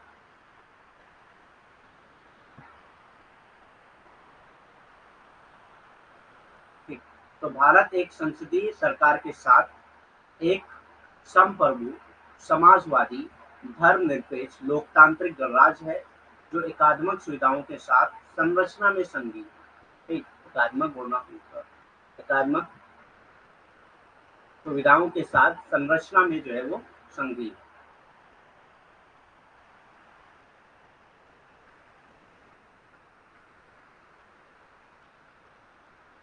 Three type of governance in India. India में तीन टाइप की गवर्नेंस है। भारत में तीन प्रकार के शासन है। तो सबसे पहला शासन क्या है? They are local government. Local government भी भारत में पाई जाती है। स्थानीय सरकारें जैसे कि पंचायती राज। रूरल लोकल गवर्नमेंट में कौन सा आ जाता है? पंचायती राज। अर्बन लोकल गवर्नमेंट में कौन सा आ जाता है? म्यूनिसिपैलिटीज वगैरह आ जाती है।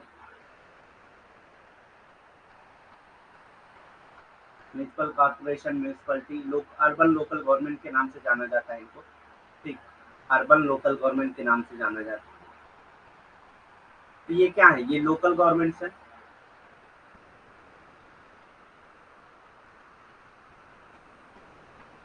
तो एक टाइप क्या है? लोकल गवर्नमेंट, स्थानीय सरकार। दूसरा क्या है? State government and central government. दूसरा क्या है? State government and central government. State government अलग होती है और सेंट्रल गवर्नमेंट अलग होती है। जैसे यूपी, बिहार और भी जितने भी स्टेट हैं इंडिया में, उन सारे स्टेट की गवर्नमेंट अलग होती है और सेंटर में एक गवर्नमेंट होती है। ठीक, भारत के प्रत्येक राज्य में विधानसभा है। ठीक, नहीं, राज्य सरकार और केंद्र सरकार, ये दूसरे स्टेज में आ जाता है, राज्य सरकार और केंद्र सरकार। तीसरा क्या है?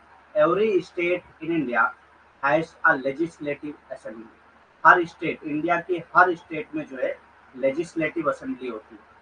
ठीक, इंडिया के हर स्टेट में लेजिस्लेटिव असेंबली होती है। भारत के प्रत्येक राज्य में विधानसभा है। तो ये तीन टाइप की गवर्नेंस है इंडिया में। ये याद रखिएगा आपको। पहले लोकल गवर्नमेंट, दूसरा स्टेट एंड सेंट्रल गवर्नमेंट, और हर स्टेट, भारत के हर स्टेट में जो है वो लेजिस्लेटिव असेंबली है। भारत के प्रत्येक राज्य में विधानसभा पाई जाती है।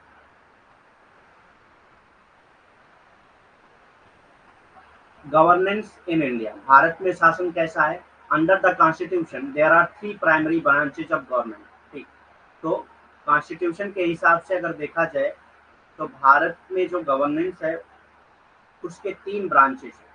ठीक, पहली ब्रांच क्या है? लेजिस्लेटिव। लेजिस्लेटिव क्या है?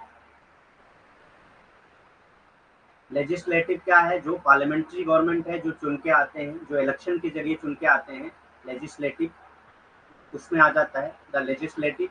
विधायी जो है, जो विधायक विधायक लोग जो है चुन के आते हैं, वो लेजिस्लेशन में आ जाते हैं, जो लॉ को बनाते हैं, लॉ को बनाते हैं।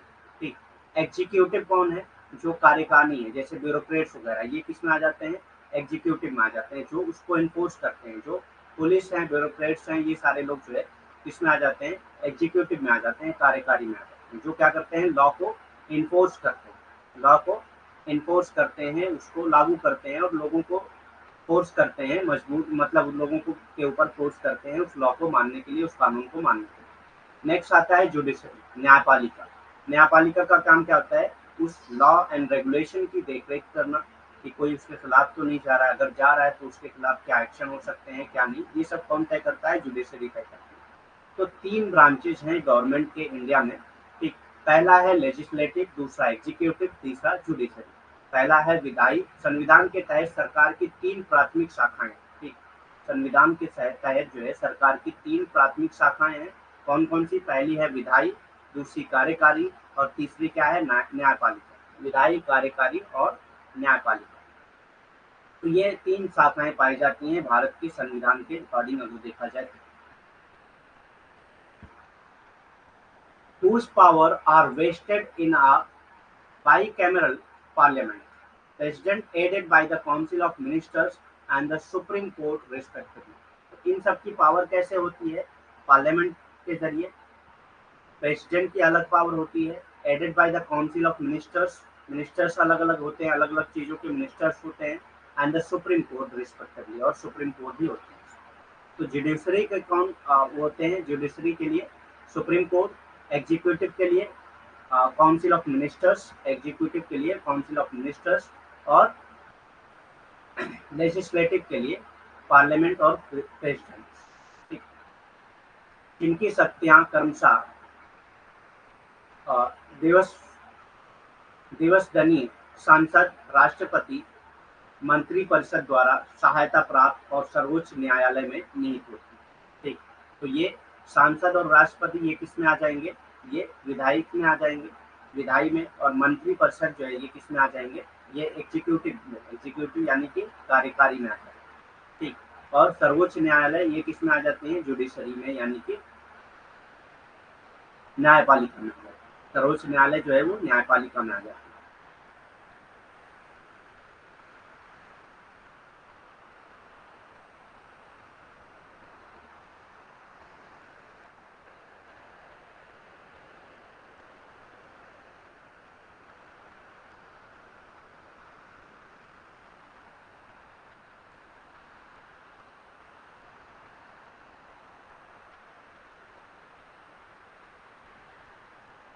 गुड गवर्नेंस, सुशासन क्या होता है? गुड गवर्नेंस क्या होता है? Good governance relate to the political and institutional process. तो गुड गवर्नेंस किससे रिलेटेड है? पॉलिटिकल एंड इंस्टीट्यूशनल प्रोसेस से रिलेटेड है, and outcomes that are necessary to achieve the goal of development. ठीक, तो ये गुड गवर्नेंस किससे रिलेटेड है? Political and institutional process and outcomes. Political और इंस्टीट्यूशनल प्रोसेस और उसके आउटकम से रिलेटेड है, जो जरूरी है to achieve goal of development. Development के गोल को अचीव करने के लिए एक गुड गवर्नेंस का होना जरूरी है।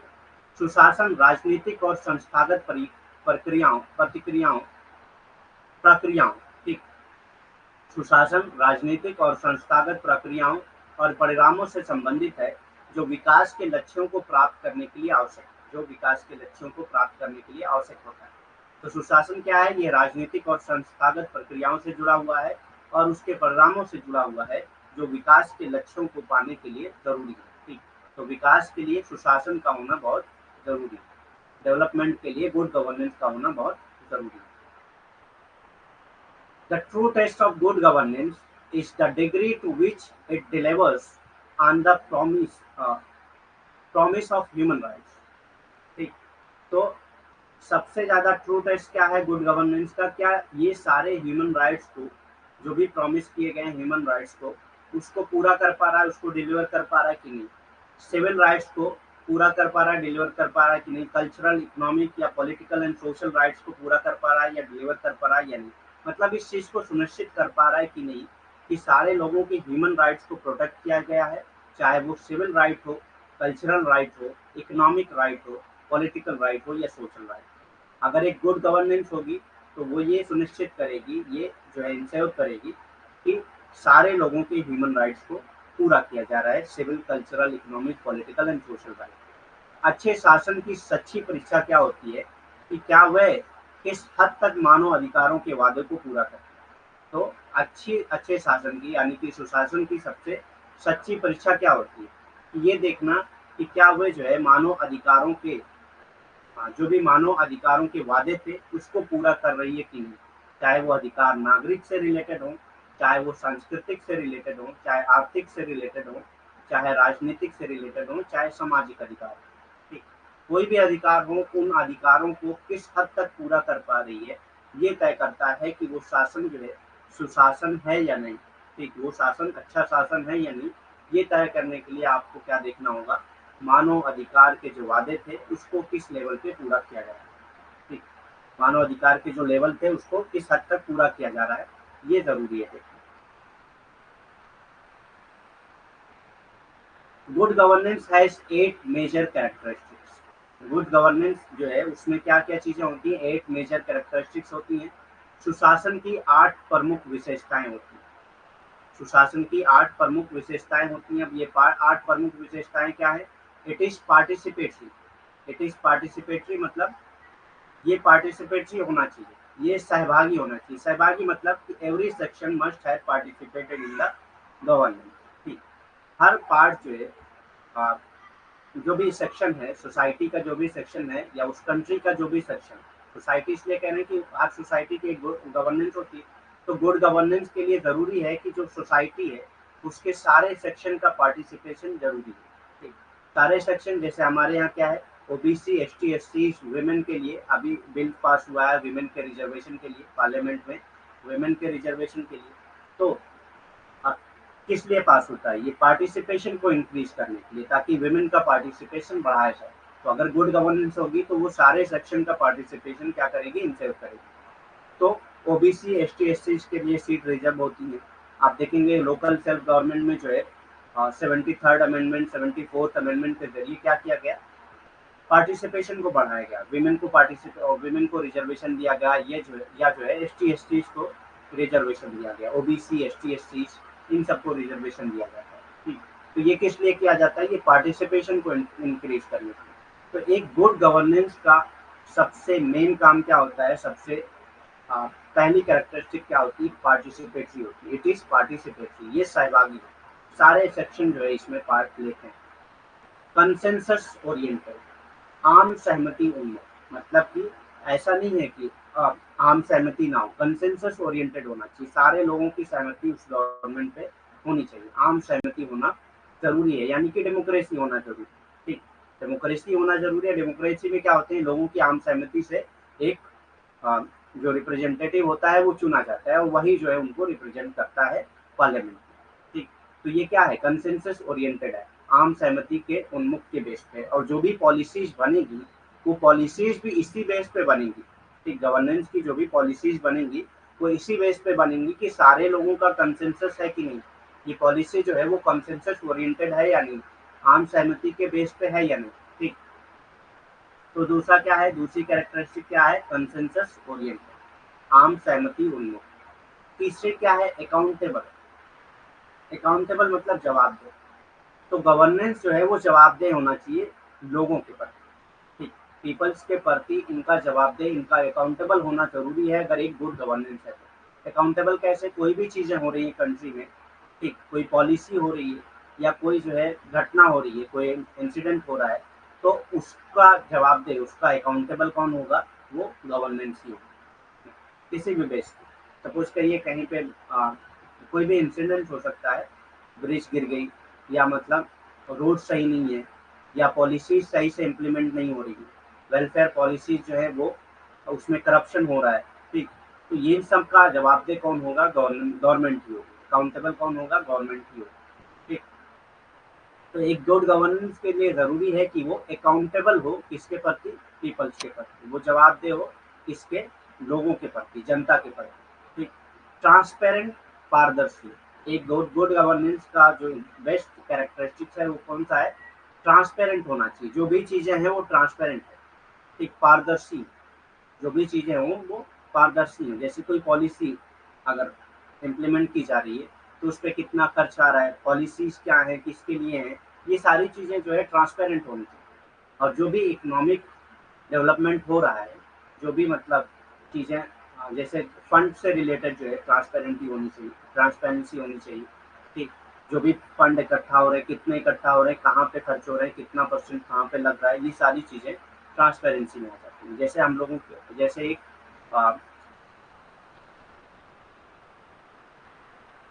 राइट टू इंफॉर्मेशन एक्ट था 2005,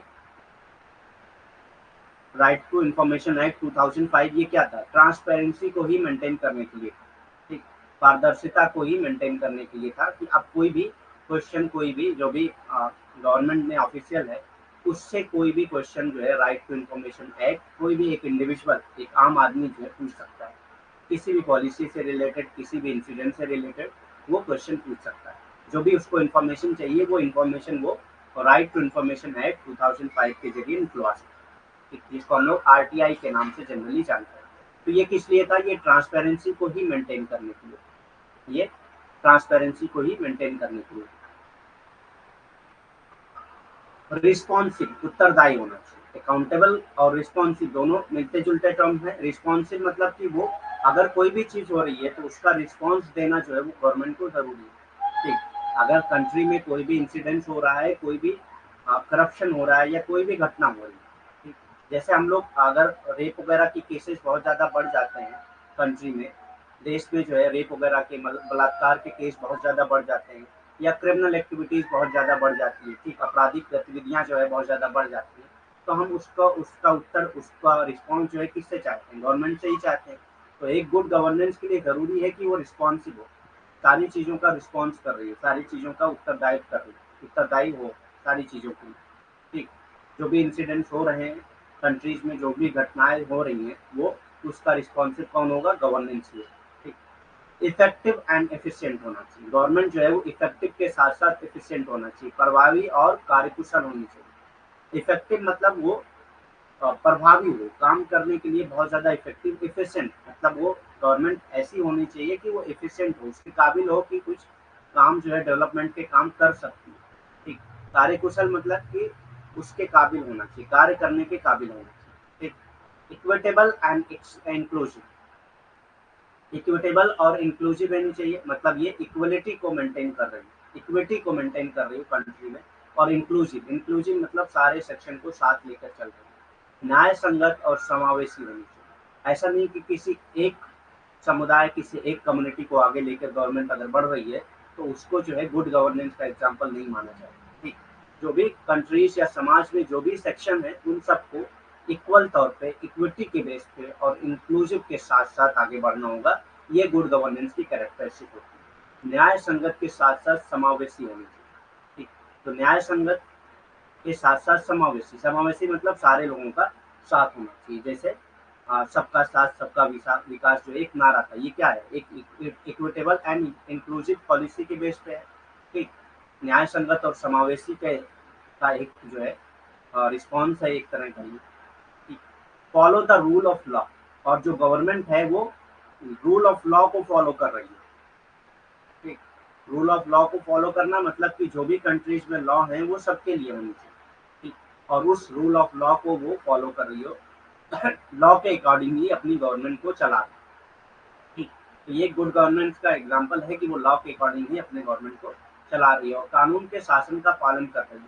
ठीक, ऐसा नहीं है कि अगर उनकी गवर्नमेंट बन जा रही है तो अपनी मर्जी से चला रहे हैं, तो वो गुड गवर्नेंस नहीं है। ठीक, गुड गवर्नेंस वही है कि वो लॉ के अकॉर्डिंग चलता है। ठीक, रूल ऑफ लॉ को फॉलो करता हो, कानून के शासन का पालन करता हो। ठीक,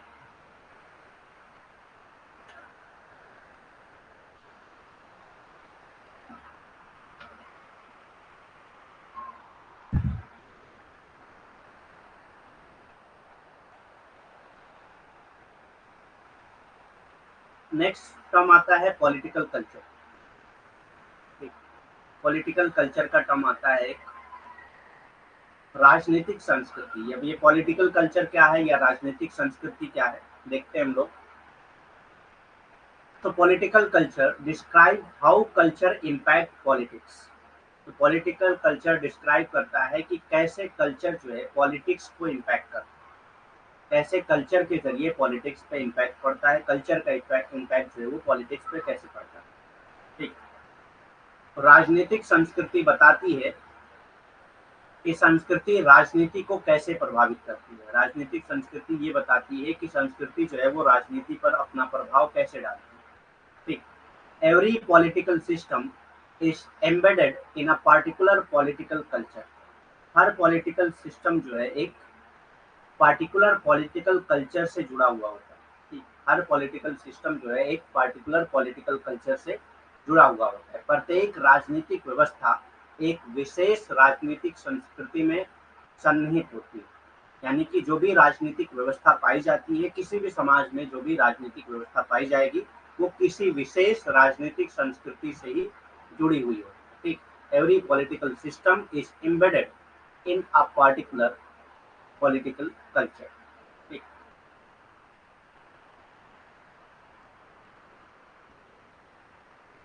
पॉलिटिकल कल्चर, राजनीतिक संस्कृति, तो ये इसको अलग अलग डेफिनेशन के तौर पे देखते हैं हम लोग। Lucien pi, Lucian Pye's definition is that political culture is the set of attitude तो ये डिफाइन करते हैं पॉलिटिकल कल्चर को कैसे, it is a set of attitude, belief and sentiments which give order and meaning to a political process. तो ये ऐसा set of belief है, एटीट्यूड है या सेंटिमेंट है जो पॉलिटिकल प्रोसेस को गाइड करता है, ठीक, जो पॉलिटिकल प्रोसेस को जो है ऑर्डर में लाता है, ठीक, जो पॉलिटिकल प्रोसेस को मीनिंग देता हो, ऑर्डर में लाता हो या गाइड करता है, ठीक। तो लूसियन पाई जो है इसको डिफाइन करते हैं पॉलिटिकल कल्चर को as a set of attitude, belief, sentiment, ठीक, जो which gives order and meaning to a political process। राजनीतिक संस्कृति क्या है? लूसियन पाई की परिभाषा है कि राजनीतिक संस्कृति अभिवृत्तियों, विश्वासों और भावनाओं का समूह। तो राजनीतिक संस्कृति क्या है? अभिवृत्तियों, विश्वासों और भावनाओं का एक समूह है जो क्या करता है, राजनीतिक राजनीतिक प्रक्रियाओं को आदेश और अर्थ देता है। तो राजनीतिक प्रक्रियाओं को आदेश और अर्थ देता है, मतलब कि राजनीतिक प्रक्रियाएं किस बेस पे चलती हैं, उनकी अभिवृत्तियां क्या हैं, उनके विश्वास क्या हैं, उनकी भावनाएं क्या हैं, उसी को लूसियन पाई ने डिफाइन किया है एज अ राजनीतिक संस्कृति, पॉलिटिकल कल्चर, ठीक, पॉलिटिकल कल्चर के तौर पे उसको डिफाइन किया गया।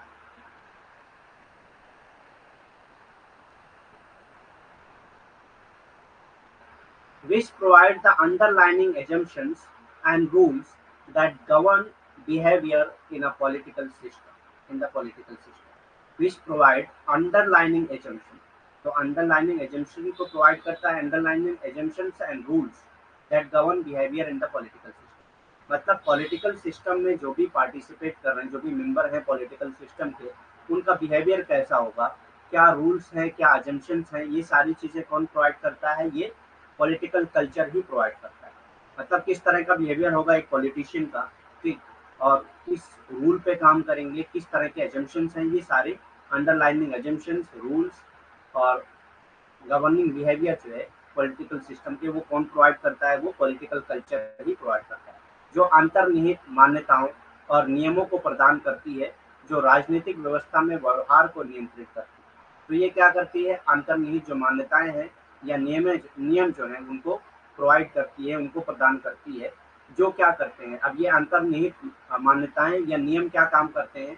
जो राजनीतिक व्यवस्था है उनके व्यवहार को नियंत्रित करती है, राजनीतिक व्यवस्था में जो व्यवहार है उनको नियंत्रित करती है, ठीक।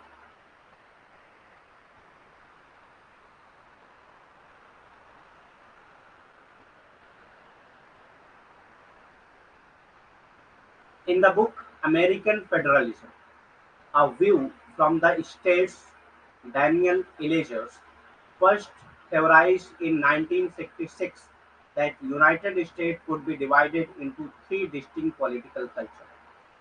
तो ये है एक थिंकर हैं जिनका नाम है डैनियल इलेजर, जिन्होंने क्या कहा था अपनी एक बुक अमेरिकन फेडरलिज्म। तो ये याद रखिएगा कि ये बुक जो है किसकी है? डैनियल इलेजर की है, जिसका नाम है अमेरिकन फेडरलिज्म, ठीक।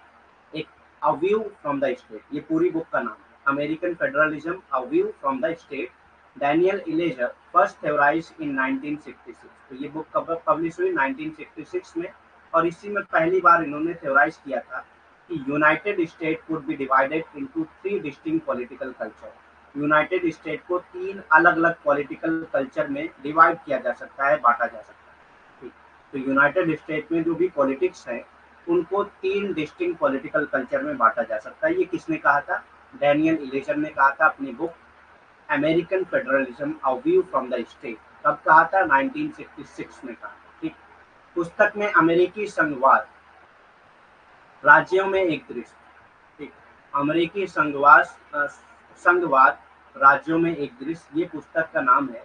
इसमें डैनियल एलेजर ने ये बुक लिखा है, 1966 में प्रकाशित हुई थी। पहली बार उन्होंने ये सिद्धांत दिया कि संयुक्त राज्य अमेरिका को तीन अलग अलग राजनीतिक संस्कृतियों में विभाजित किया जा सकता है, ठीक।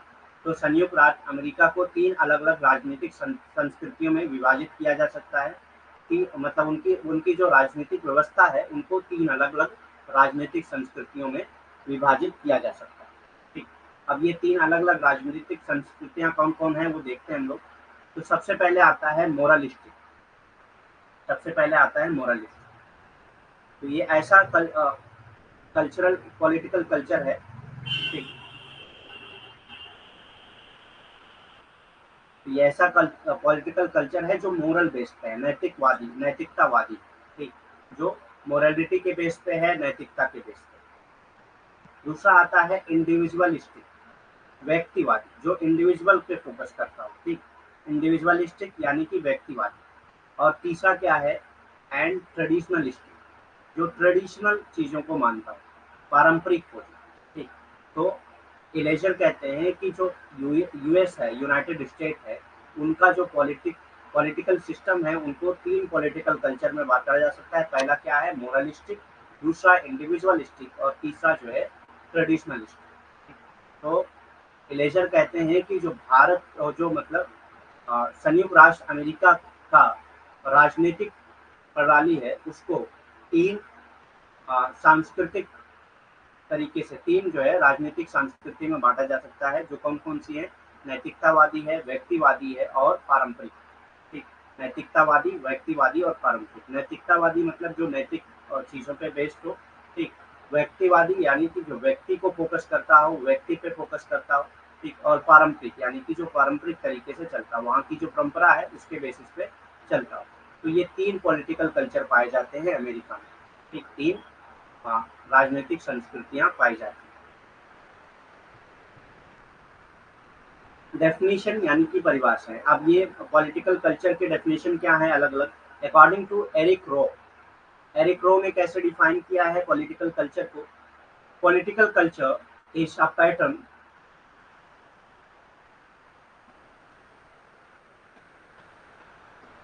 Pattern of individual belief. तो पॉलिटिकल कल्चर क्या है, ये ऑफ हो जाएगा, ठीक। ये ऑफ है, कट गया ये एफ, ठीक। So according to Eric Rowe, political culture is a pattern of individual belief, values and emotional attitude. Political culture है क्या है? Pattern of belief, values and emotional attitude. Belief, values and emotional attitude. इस तरह से define करते हैं Eric रो political culture. तो definition भी पूछी जा सकती है आपसे। हाल तो अभी इससे रिलेटेड डेफिनेशन नहीं पूछी गई है, लेकिन फिर भी कभी भी पूछा जा सकता है। इसमें कुछ जब सिलेबस में है तो कुछ कहा नहीं जा सकता इसमें, ठीक। एरिक रो के अनुसार राजनीतिक संस्कृति व्यक्तिगत विश्वासों, मूल्यों और भावनात्मक दृष्टिकोणों का एक पैटर्न है, ठीक। तो एरिक रो कैसे डिफाइन करते हैं राजनीतिक संस्कृति को कि ये क्या है? व्यक्तिगत विश्वासों, मूल्यों और भावनात्मक दृष्टिकोण का एक पैटर्न है।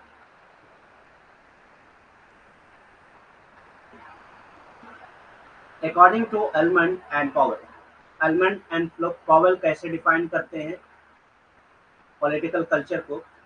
Political culture consist of attitude. Political culture में क्या क्या चीज आती है? Attitude, values and skills. ये स्किल्स नहीं होगा, स्किल्स होगा, ठीक है। एक एक वर्ड मिसिंग आ रहा है इसमें, स्किल्स नहीं स्किल्स होगा, ठीक है।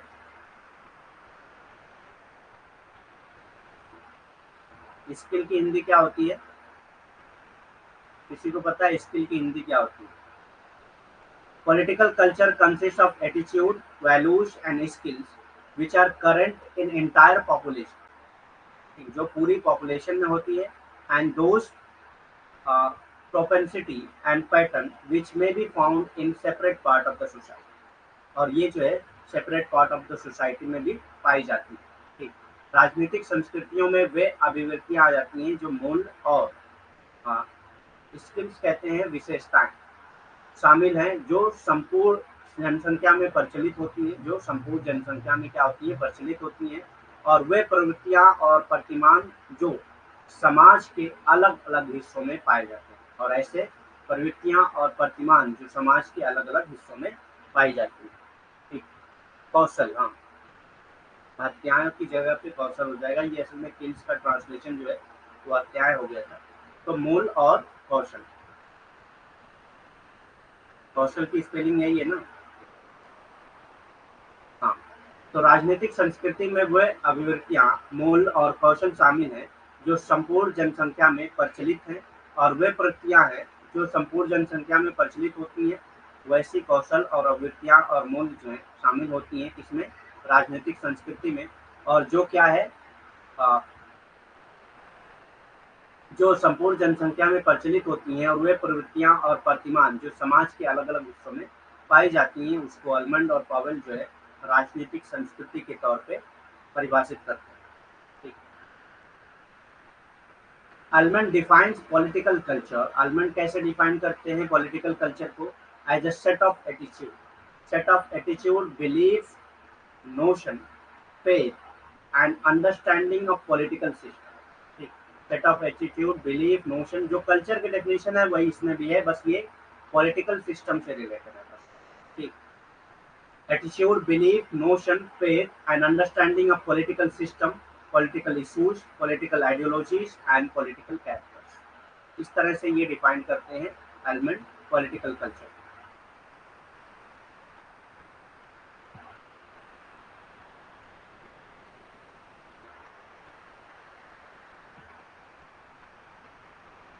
एलिमेंट राजनीतिक संस्कृति को राजनीतिक व्यवस्था, राजनीतिक मुद्दों, राजनीतिक विचारधारा और राजनीतिक चरित्रों के दृष्टिकोण, विश्वास, धारणा, विश्वास और समझ के सेट के रूप में परिभाषित करते हैं।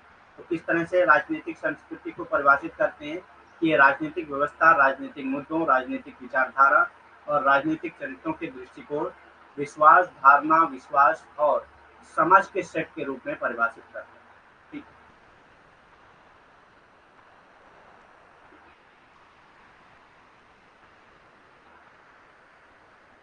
According to Ullmann and Vorbas, 1963 study, तो अल्मंड एंड वर्बाज की 1963 में एक स्टडी हुई थी, उसके according there are three basic type of political culture. तो तीन बेसिक टाइप की पॉलिटिकल कल्चर पाई जाती हैं। ये एग्जाम में पूछा जा सकता है कि वो तीनों बेसिक टाइप के पॉलिटिकल कल्चर कौन कौन से हैं। तो ये बार बार बादाम बादाम कर दे रहा है, उसको अल्मंड के उसको ट्रांसलेट कर दिया है। हालांकि ये नाम है तो इसका ट्रांसलेशन नहीं होगा। अल्मंड और बर्बा के 1963 के अध्ययन के अनुसार, तो अल्मंड और बर्बा के 1963 के अध्ययन के अनुसार राजनीतिक संस्कृति के तीन मूल प्रकार। तो राजनीतिक संस्कृति के तीन मूल प्रकार हैं, वो कौन कौन से हैं। पैरोकियल, सबसे पहले आ जाता है पैरोकियल, दूसरा आ जाता है सब्जेक्ट और तीसरा आ जाता है पार्टिसिपेटरी। ठीक, पैरोकियल, सब्जेक्ट और पार्टिसिपेटरी, संकीर्ण, विषय और सहभागी। तो ये याद रखिएगा कि अल्मंड और बर्बा के 1963 के अध्ययन के अनुसार कितनी राजनीतिक संस्कृतियां पाई जाती है, तो संकीर्ण, विषय और सहभागी। ठीक, अल्मंड और बर्बाज के 1963 की स्टडी के अनुसार कितने टाइप्स पॉलिटिकल कल्चर के टाइप पाए जाते हैं, तीन पाए जाते हैं। कौन कौन सी, पैरोकियल और सब्जेक्ट और तीसरा क्या है, participate. Political culture theory has been founded in the mid 1960s। Political culture theory कब बनाई गई थी, 1960s में बनाई गई थी। When Gabriel Ullmann and Sidney Verba published their seminal work The Civic Culture। तो इन्होंने जब सबसे पहले अपना एक वर्क पब्लिश किया था सिविक कल्चर के नाम से। तो ये याद रखिएगा, सिविक कल्चर किससे रिलेटेड है, अल्मंड एंड वर्बा से रिलेटेड।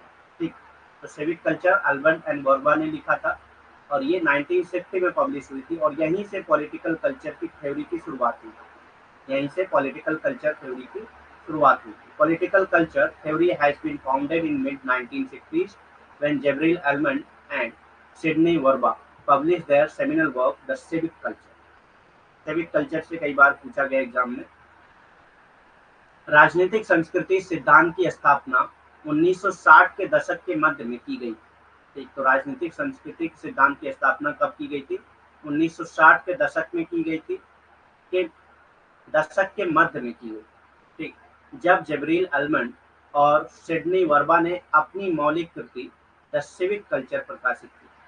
ठीक, तब जब इन्होंने 1960 में द सिविक कल्चर प्रकाशित किया था, तभी जो है इस सिद्धांत यानी कि राजनीतिक संस्कृति का सिद्धांत की स्थापना हुई थी।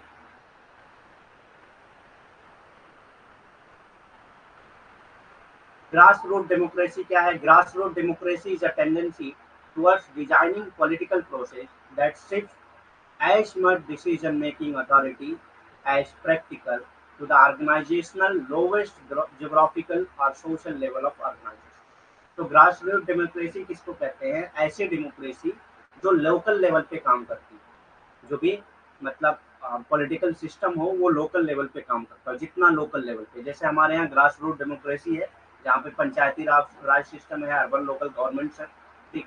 तो ग्रास रूट डेमोक्रेसी किसको कहते हैं? Grass root democracy is a tendency, एक ऐसी टेंडेंसी है टुवर्ड्स डिजाइनिंग पॉलिटिकल प्रोसेस को ऐसा डिजाइन करना that shift as much decision making authority, जो डिसीजन मेकिंग अथॉरिटी को ऐसा शिफ्ट करती, मतलब जो डिसीजन मेकिंग अथॉरिटी है वो कहाँ से आते हो? लोवेस्ट जियोग्राफिकल और सोशल लेवल से आते हैं, ठीक। मतलब ग्राउंड लेवल से आते हैं, लोवेस्ट जियोग्राफिकल और सोशल लेवल से आते हैं जो भी डिसीजन मेकिंग अथॉरिटी होती है। जैसे कि ग्राम लेवल पे जो ग्राम पंचायत के चुन के आते हैं, ग्राम पंचायत के लिए जो चुन के आते हैं वो भी डिसीजन मेकिंग अथॉरिटी होते हैं, ठीक। तो ग्रास रूट डेमोक्रेसी से को कहते हैं कि अगर पॉलिटिकल प्रोसेस को में जो डिसीजन मेकिंग अथॉरिटी है उनको कहाँ से लिया जाता है? लोवेस्ट जियोग्राफिकल या lowest level of social level of organisation से लिया जाता हो, तो इसी को ग्रास रूट डेमोक्रेसी कहा जाता है, ठीक।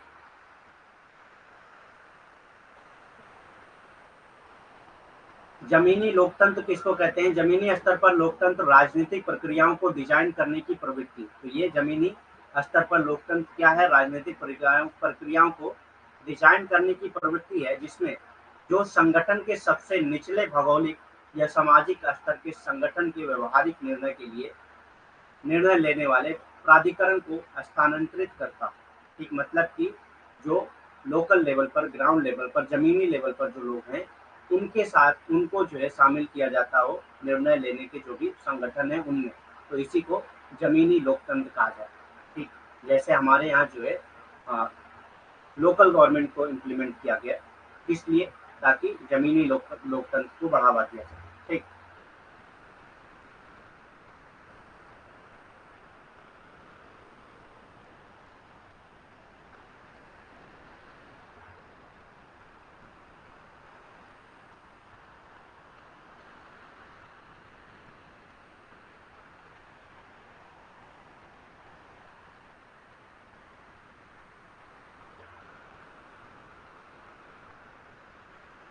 Appadurai also opined that the local government system as government is by the popularly elected bodies charged with administrative and executive duties in matter concerning the population of particular district or place, ठीक।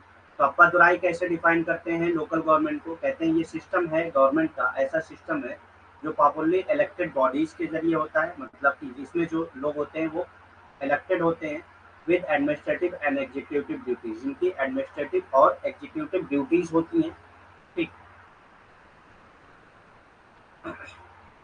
इन matter concerning the population of particular district, ठीक।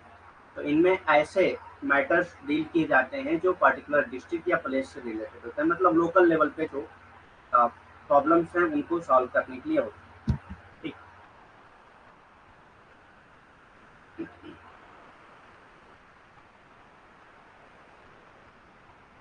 अप्पादुराई ने ये भी कहा कि सरकार के रूप में सरकार के रूप में जो स्थानीय सरकार प्रणाली है वो एक विशेष जिले या स्थान की आबादी से संबंधित मामलों में प्रशासनिक और कार्यकारी कर्तव्यों के साथ आरोपित निर्वाचित निकायों द्वारा होती है, ठीक। इस तरह से अप्पादुराई ने परिभाषा किया है इसकी स्थानीय सरकारों।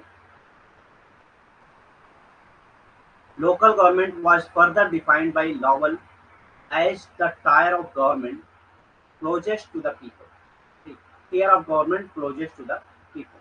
तो लॉवेल ने कैसे डिफाइन किया है लोकल गवर्नमेंट को? As tier of government closest to the people, ऐसा टियर ऑफ गवर्नमेंट जो पीपल से क्लोज, जो लोगों से close, which is vested with certain power, जिनके पास कुछ पावर हो to exercise control over the affair of the people in its domain, ठीक।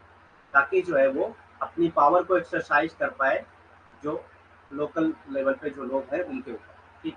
स्थानीय सरकार को लॉवेल द्वारा लोगों के निकटतम सरकार के उस स्तर के रूप में परिभाषित किया गया। तो लॉवेल ने कैसे परिभाषित किया है स्थानीय सरकार को? कहा है कि ऐसी सरकारें हैं जो लोगों के सबसे निकट स्तर पर होती है, जो अपने डोमेन में लोगों के मामले पर नियंत्रित रखने के लिए कुछ शक्तियों के साथ निहित होती है। जिनके पास कुछ शक्तियाँ होती हैं जो अपने डोमेन में मतलब लोकल लेवल पे जो भी मामले हैं उनको नियंत्रित करने में उनकी शक्तियाँ काम आती हैं, ऐसी शक्तियाँ उनके पास होती हैं। ऐसी सरकारों को स्थानीय सरकारों के तौर पे परिभाषित किया है लॉवल ने। ठीक।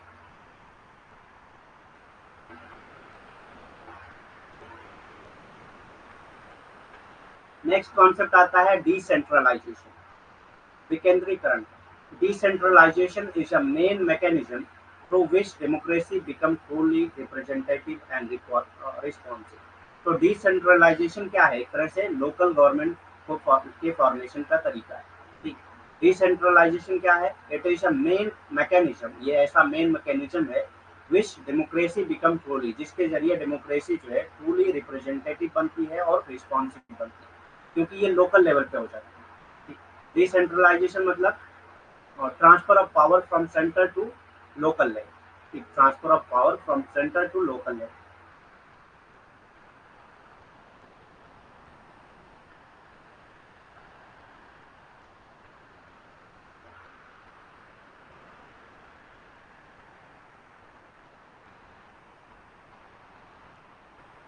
इसी को डिसेंट्रलाइजेशन ऑफ पावर कहते हैं।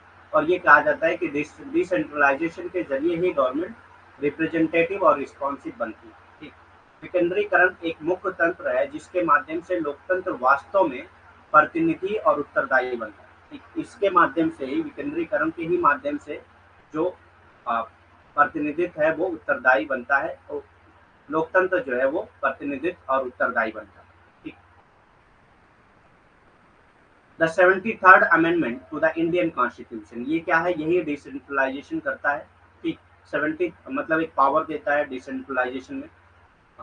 The 73rd amendment to the Indian constitution जो 1992 में हुआ था, ये ईयर भी याद रखिएगा क्योंकि कई बार एग्जाम में पूछा गया है।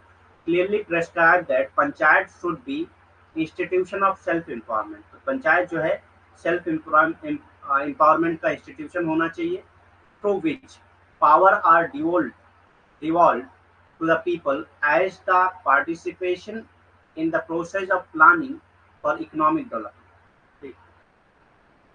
जिसके जरिए जो है पावर जो है डिजॉल्व की जाएंगी ऐसे लोगों के साथ। ठीक।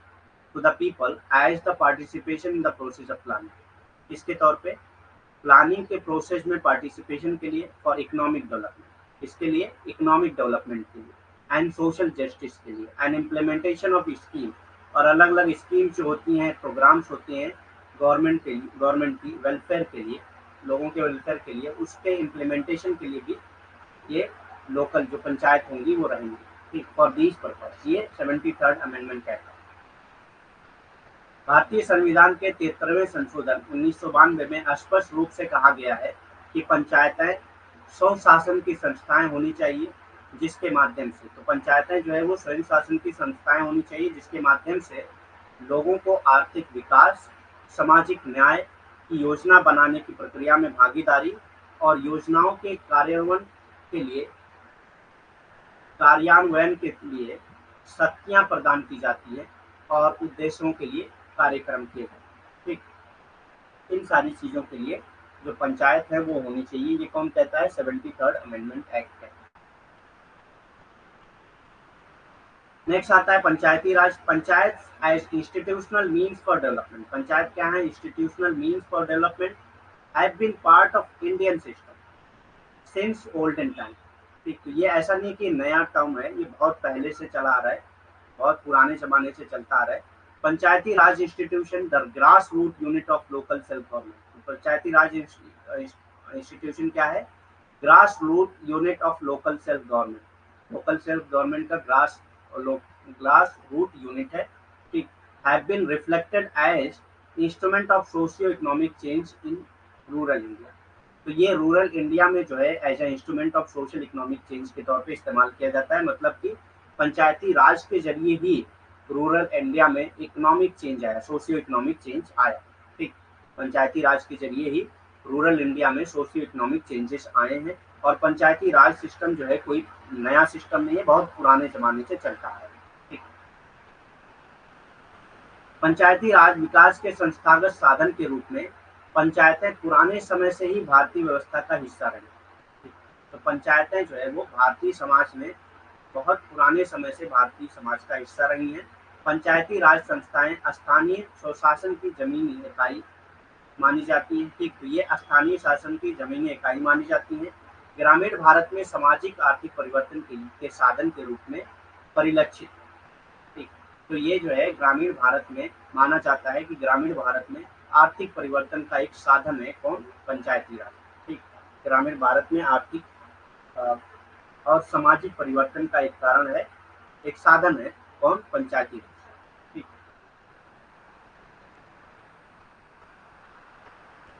कॉन्सेप्ट ऑफ पंचायती राज। पंचायती राज की अवधारणा क्या है? The word Panchayati raj is drive from the word पंचा, पंच से, पंच से जो है पंचायती राज का वर्ड जो है वो ड्राइव किया गया है। Has references in the existence of gram sanghas. ग्राम संघ जिसको कहते हैं, ग्राम संघ और रूरल कम्युनिटीज, इनका एग्जिस्टेंस जो है ग्राम संघ और रूरल कम्युनिटीज से लिया गया है। पंचायत शब्द की उत्पत्ति पंच शब्द से हुई है। इसमें ग्राम संघों या ग्रामीण समुदायों के अस्तित्व का संदर्भ। The institution of panchayati raj is as old as Indian civilisation. तो पंचायती राज का इंस्टीट्यूशन इतना पुराना है जितना इंडियन सिविलाइजेशन पुराना है। ठीक, पंचायती राज संस्था उतनी पुरानी है जितनी स्वयं भारतीय सभ्यता है। भारतीय सभ्यता जितनी पुरानी है उतनी पंचायती राज संस्था भी पुरानी है। ठीक, ऐसा नहीं है कि ये नया टर्म नहीं है, ये बहुत पुराना टर्म है। तो यहाँ तक हम लोग कर चुके हैं यूनिट से रिलेटेड, यूनिट 5 से रिलेटेड। उसके बाद जो है हम लोग कुछ एक्स्ट्रा कॉन्सेप्ट करते हैं जो हम लोग 3-4 दिन से पेंडिंग में चल रहा था। सबअल्टर्न पर्सपेक्टिव किसी ने पूछा था यहाँ पे, जो मैं उसका आंसर मैंने बोला था कि नेक्स्ट क्लास में बताऊंगा, लेकिन क्योंकि क्लास का टाइम होने की वजह से हम लोग नहीं कर पा रहे थे। आज हम लोग करेंगे इसको, सबअल्टर्न पर्सपेक्टिव के साथ साथ सिविलाइजेशनल पर्सपेक्टिव दोनों करेंगे हम लोग।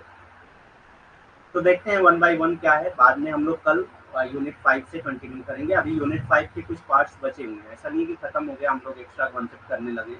सबअल्टर्न पर्सपेक्टिव मैंने इसलिए ऐड किया है क्योंकि किसी ने पूछा था क्लास में। The term subaltern was coined by Antonio Gramsci. Subaltern का टर्म जो है ये किसने कॉइन किया था? एंटोनियो ग्राम्सी ने किया था। Initially it was widely used to denote inferior rank in army. पहले जो है जो इंफीरियर रैंक की आर्मी में उनको सबअल्टर्न कहा जाता था। ठीक, सबअल्टर्न किसको कहा जाता था? जो आर्मी में इंफीरियर रैंक, छोटे रैंक वाले लोग होते थे, उनको जो है सबअल्टर्न कहा जाता था। बट नाउ अवेडेज, लेकिन अभी के समय में the term subaltern employs people of inferior rank और his or her various attribute. अब जो है सबअल्टर्न का वर्ड जो है, जो भी इंफीरियर रैंक वाले हैं, चाहे वो आर्मी में हो या ना हो, समाज में जो भी इंफीरियर रैंक वाले हैं उनको सबअल्टर्न कहा जाता है। ठीक, सच एज इकोनॉमिक कंडीशन, जिनकी इकोनॉमिक कंडीशन जो है बहुत लो हो, बहुत निचले स्तर की हो, उसको भी सबअल्टर्न कहा जाता है। जिनका रेशियल स्टेटस जो है बहुत लो हो, निचला हो, उनको भी सबअल्टर्न कहा जाता है। जिनकी एथनिसिटी जो है वो लोकल मतलब इंफीरियर रैंक में आती हो, उनको भी सबअल्टर्न कहा जाता है। जिनका जेंडर, जैसे हम लोग विमेन को जो है इंफीरियर रैंक में रखते हैं, ठीक, तो वो क्या है? सबअल्टर्न पर्सपेक्टिव, सबअल्टर्न में आ जाता है। ठीक, कास्ट, जिनकी कास्ट जो है निचली हो, निम्न स्तर की हो, ठीक, या इंफीरियर रैंक की हो, उनको सबअल्टर्न कहा जाता है। सेक्सुअल ओरिएंटेशन, ठीक, जिनका निचले स्तर का हो, निचले रैंक का हो। ओरिएंटेशन कहते हैं कि मतलब अट्रैक्शन जो है, जैसे सेक्सुअल ओरिएंटेशन जो है वो होमोसेक्सुअल हो सकता है, हेट्रोसेक्सुअल भी हो सकता है। तो हेट्रोसेक्सुअल को जो है वो सुपीरियर माना जाता है, होमोसेक्सुअल को इंफीरियर रैंक में रखा जाता है। तो वो भी सबअल्टर्न पर्सपेक्टिव में आ जाएगा, सबअल्टर्न में आ जाएगा। And people are marginalise for such attribute. तो ऐसे पीपल जो इसकी वजह से मार्जिनलाइज होते हैं, उनको ही सबअल्टर्न के तौर पे जाना जाता है। तो ये है सबअल्टर्न वर्ड की डेफिनेशन। ठीक, अभी हम लोग पर्सपेक्टिव स्टार्ट करेंगे। तो सबअल्टर्न किसने दिया था? ये एंटोनियो ग्राम्स्की ने सबसे पहले इस टर्म को कॉइन किया। निम्न वर्गीय परिपेक्ष क्या है? तो सबअल्टर्न शब्द यानी कि निम्न वर्गीय शब्द सबसे पहले एंटोनियो ग्राम्स्की द्वारा गढ़ा गया था। प्रारंभ में इसका व्यापक रूप से सेना में निम्न रैंक को दर्शाने के लिए उपयोग किया जाता था। पहले शुरुआत में जो सेना में निम्न रैंक वाले लोग होते थे उनको सबाल्टर्न यानी कि निम्न वर्गीय कहा जाता था। लेकिन आजकल सबाल्टर्न शब्द का आर्थिक स्थिति आजकल जो है सबाल्टर्न जो है वो आर्थिक स्थिति, नस्ल, जातीयता, लिंग, जाति, यौन अभिविन्यास जैसे विभिन्न विशेषताओं के कारण निम्न रैंक के लोगों से, तो जो भी इन सब चीज़ों में, इन सब विशेषताओं में जिनका भी निम्न रैंक होता है उनको निम्न वर्गीय या सबाल्टर्न कहा जाता है। ठीक, और लोगों को इस तरह से हाशिए पर रखा जाता है और इसी तरह से लोगों को हाशिए पर रखा जाता है। The subaltern perspective is the way, तो सबाल्टर्न पर्सपेक्टिव क्या है? एक ऐसा तरीका है to understand society from below. ठीक, subaltern perspective is the way to understand society from below. अगर आप सबाल्टर्न पर्सपेक्टिव से ही, सबाल्टर्न पर्सपेक्टिव क्या है? अगर आप निचले रैंक वाले लोगों से, इंफीरियर रैंक के पर्सपेक्टिव से स्टडी करते हैं सोसाइटी की, तो उसको सबाल्टर्न पर्सपेक्टिव कहा जाता है। जैसे अगर शूद्राज की पर्सपेक्टिव से हम लोग सोसाइटी की स्टडी करते हैं, जैसे अम्बेडकर ने किया था, तो वो क्या है? Subaltern perspective. ठीक, the people who are marginalised from various region, ऐसे लोग जो मार्जिनलाइज हैं वेरियस रीजन की वजह से, कई वजहों की वजह से, इन अ सर्टिफाइड सोसाइटी, एक सर्टिफाइड सोसाइटी में produce knowledge and have politics of their own. ठीक, तो नॉलेज प्रोड्यूस करते हैं और उनकी अपनी एक पॉलिटिक्स होती है। इस प्रकार सबाल्टर्न परिपेक्ष समाज को नीचे से समझने का तरीका है। तो सबाल्टर्न परिपेक्ष क्या है? समाज को नीचे से समझने का तरीका है। नीचे से समझने का तरीका मतलब कि जो निचले स्तर पर लोग हैं उनके टर्म्स में समझने का, ठीक, उनके टर्म्स में समझने का एक तरीका है। जैसे शूद्राज के पर्सपेक्टिव से, शूद्राज के परिपेक्ष से अम्बेडकर ने स्टडी किया, तो वो क्या है? सबाल्टर्न पर्सपेक्टिव से ही स्टडी किया। एक अस्त्रीकृत समाज में विभिन्न कारकों से हाशिए पर रहने वाले लोग, तो अस्त्रीकृत समाज में यानी कि जो अस्त्रीकृत, जहाँ पे अस्त्र बनाए गए हैं, ऐसे समाज में रहने वाले लोग जो हाशिए पर हैं, उन्हीं के परिपेक्ष से अगर हम स्टडी करते हैं तो उसी को सबाल्टर्न परिपेक्ष कहा जाता है। ठीक, और उनकी अपनी राजनीति होती है, वो जो है ज्ञान को पैदा करते हैं और उनकी अपनी राजनीति होती है। The subaltern studies which emerged in India as post colonial theories। ठीक, तो सबाल्टर्न स्टडीज जो है इंडिया में पोस्ट कॉलोनियल थ्योरीज के तौर पे इमर्ज हुई थी। तो ये एक एक पॉइंट आपको याद होना चाहिए। Subaltern studies in India emerge as post colonial theories is about rewriting history of the people. लोगों के हिस्ट्री को फिर से लिखना, क्योंकि जो भी हिस्ट्री अभी तक लिखी गई थी वो किसके पर्सपेक्टिव से लिखी गई थी? वो अपर रैंक वाले लोगों से, सुपीरियर रैंक वाले लोगों के पर्सपेक्टिव से लिखी गई थी। तो सबाल्टर्न पर्सपेक्टिव जो है वो क्या है? Rewriting of the history. ठीक, उपनिवेशवाद के बाद के सिद्धांत के रूप में भारत में उभरा सबाल्टर्न अध्ययन लोगों के इतिहास को फिर से लिखने के बारे में, मतलब लोगों के इतिहास को फिर से लिखा जाए, क्योंकि जो पहले का विश्वास है, जो इतिहास है, वो किसके पर्सपेक्टिव से लिखा गया, किसके सिद्धांत से लिखा गया, किसके परिपेक्ष से लिखा गया? जो अपर लोग थे, जो उच्च जाति वाले लोग थे, उच्च रैंक वाले लोग थे, उच्च स्तरीय लोग जिसको कहेंगे, उच्च स्तरीय लोगों के परिपेक्ष में ही लिखा गया था। तो वो सारे इतिहास को फिर से लिखना, ये इसका सिद्धांत था सबाल्टर्न अध्ययन। The project is mostly credited to Ranajit Guha. India में जो है सबाल्टर्न पर्सपेक्टिव ज्यादातर किसने यूज किया था? Ranajit Guha and his colleagues such as Partha Chatterjee. तो ये सब जो है सबाल्टर्न पर्सपेक्टिव से रिलेटेड है, आपको नाम याद होना चाहिए। रणजीत गुहा, पार्था चटर्जी, डेविड हार्डिमैन, शाहिद अमीन, ज्ञान ज्ञानेंद्र पांडे, डेविड अर्नोल्ड, सुमित सरकार एंड दीपेश चक्रवर्ती। तो ये सारे लोग जो है सबाल्टर्न पर्सपेक्टिव से रिलेटेड है। इस परियोजना का श्रेय ज्यादातर रणजीत गुहा और उनके सहयोगियों जैसे कि पार्थ चटर्जी, डेविड हार्डिमैन, शाहिद अमीन, ज्ञानेंद्र पांडे, डेविड अर्नोल्ड, सुमित सरकार और दीपेश चक्रवर्ती को दिया जाता है। ठीक, तो ये सारे लोग सबाल्टर्न पर्सपेक्टिव से रिलेटेड हैं। The subaltern historiography, that is, the method of studying history, is concerned with the history of subaltern people. तो subaltern historiography क्या है कि वो हिस्ट्री जो सबल्टन पीपल्स के पर्सपेक्टिव से ही लिखी गई हो, उसी को सबल्टन हिस्टोरियोग्राफी कहा जाता है। सबल्टन इतिहास लेखन क्या है, अर्थात इतिहास के अध्ययन के तरीकों का संबंध सबल्टन लोगों के इतिहास से है, यानी कि निम्न वर्गीय लोगों के इतिहास से।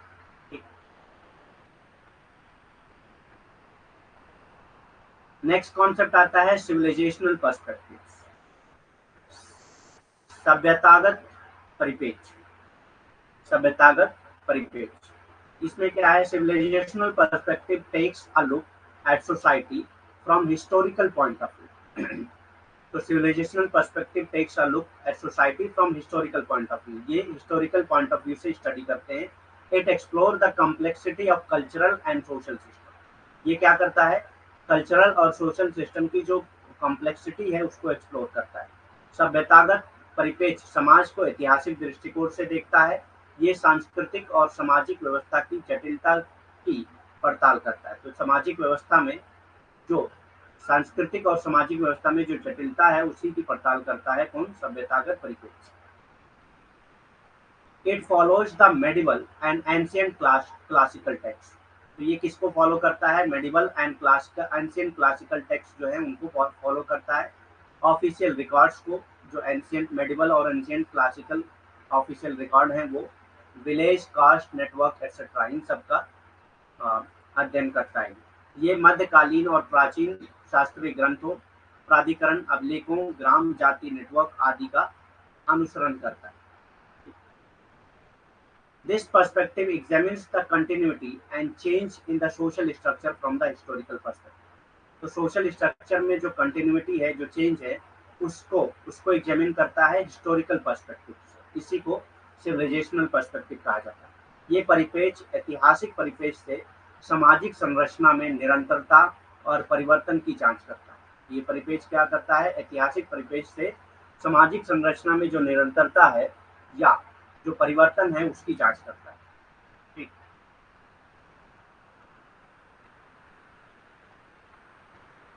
Civilisational perspective of NK. Bose, इनसे रिलेटेड क्वेश्चन बहुत बार पूछे गए एग्जाम में, इसीलिए मैंने इनको ऐड किया है। एन.के. बोस का सभ्यतागत परिप्रेक्ष्य क्या है, in his book structure of Hindu society, तो ये याद रखिएगा, structure of Hindu society book किसकी है, एन.के. बोस की है। He gives his view of civilisational perspective, इसी में उन्होंने अपना सिविलाइजेशनल पर्सपेक्टिव का व्यू दिया था। अपनी पुस्तक स्ट्रक्चर ऑफ हिंदू सोसाइटी में उन्होंने सभ्यतागत परिप्रेक्ष्य का अपना दृष्टिकोण दिया। The book is divided into 3 parts, book को 3 पार्ट में डिवाइड किया गया है। Bose carried out ethnographic studies of several tribal group in India, तो पहले बोस ने जो क्या किया था, इथनोग्राफिक स्टडी किया था कई ट्राइबल ग्रुप की, इंडिया के कई ट्राइबल ग्रुप की। पुस्तक को 3 भागों में बांटा गया है।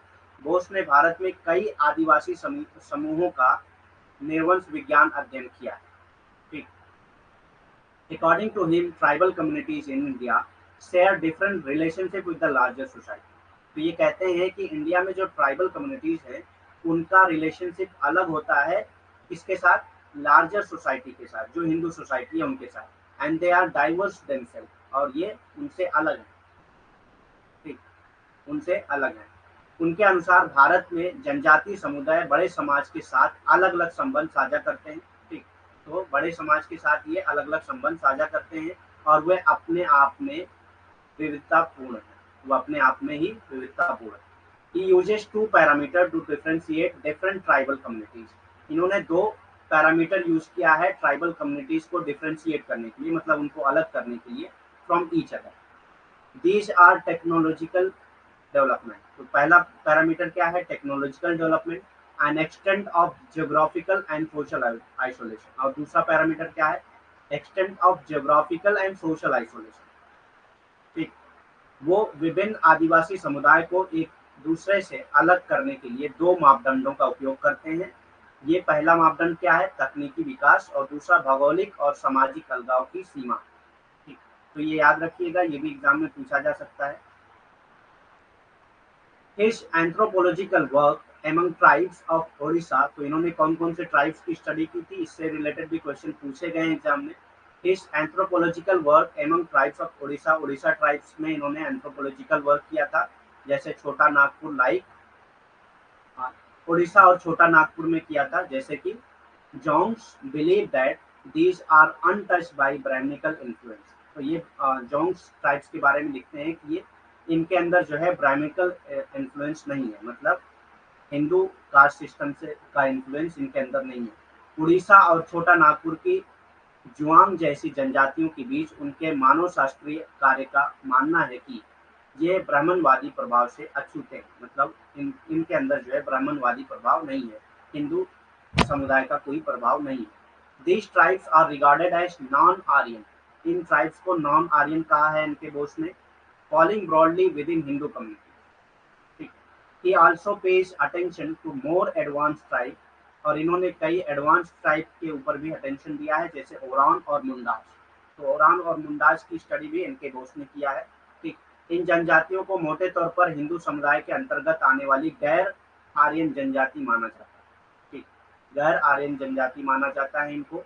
वो ओरान और मुंडा जैसी अधिक उन्नति जातियों पर भी ध्यान देते हैं, मतलब उनका भी अध्ययन किया है इन्होंने। ठीक, जैसे ओरान और मुंडा का। ठीक,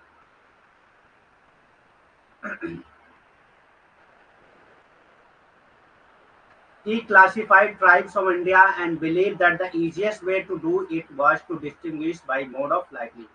ये इन्होंने जो है इंडियन ट्राइब्स को क्लासिफाई किया है अलग अलग पार्ट्स में। ठीक, और इन्होंने कहा है इन्होंने कि जो है सबसे आसान तरीका है इनको अलग करने का, इनको डिस्टिंग्विश करने का, उनका मोड ऑफ लाइवलीहुड। तो मोड ऑफ लाइवलीहुड के जरिए उनको डिस्टिंग्विश किया जा सकता है, ये इनके बोस का मानना है। ठीक, तो ये भी एग्जाम में पूछा जा सकता है कि मतलब according to N K Bose to distinguish Indian tribes what is the easiest way to distinguish Indian tribe, तो मोड ऑफ लाइवलीहुड। उन्होंने भारत की जनजातियों का वर्गीकरण किया है और माना है कि ऐसा करने का सबसे आसान तरीका है, मतलब भारतीय जनजातियों का वर्गीकरण करने का सबसे आसान तरीका क्या है, उनके आजीविकाओं के तरीके के आधार पर अंतर करना। ठीक, कि मतलब उनकी आजीविकाएं कैसी हैं उस तरीके पे आप उनको उनको उन जनजातियों का वर्गीकरण कर सकते हैं। ठीक,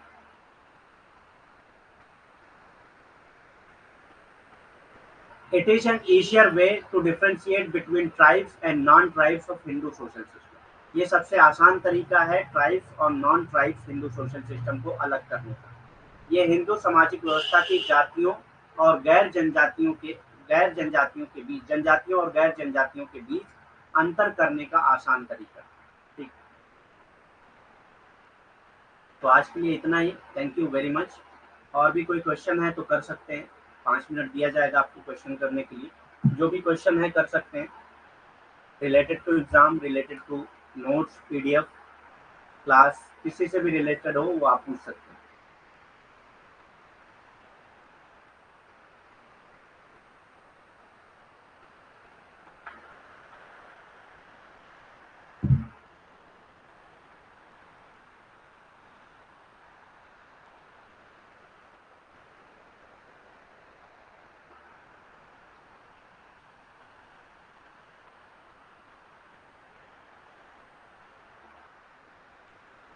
एनी क्वेश्चन?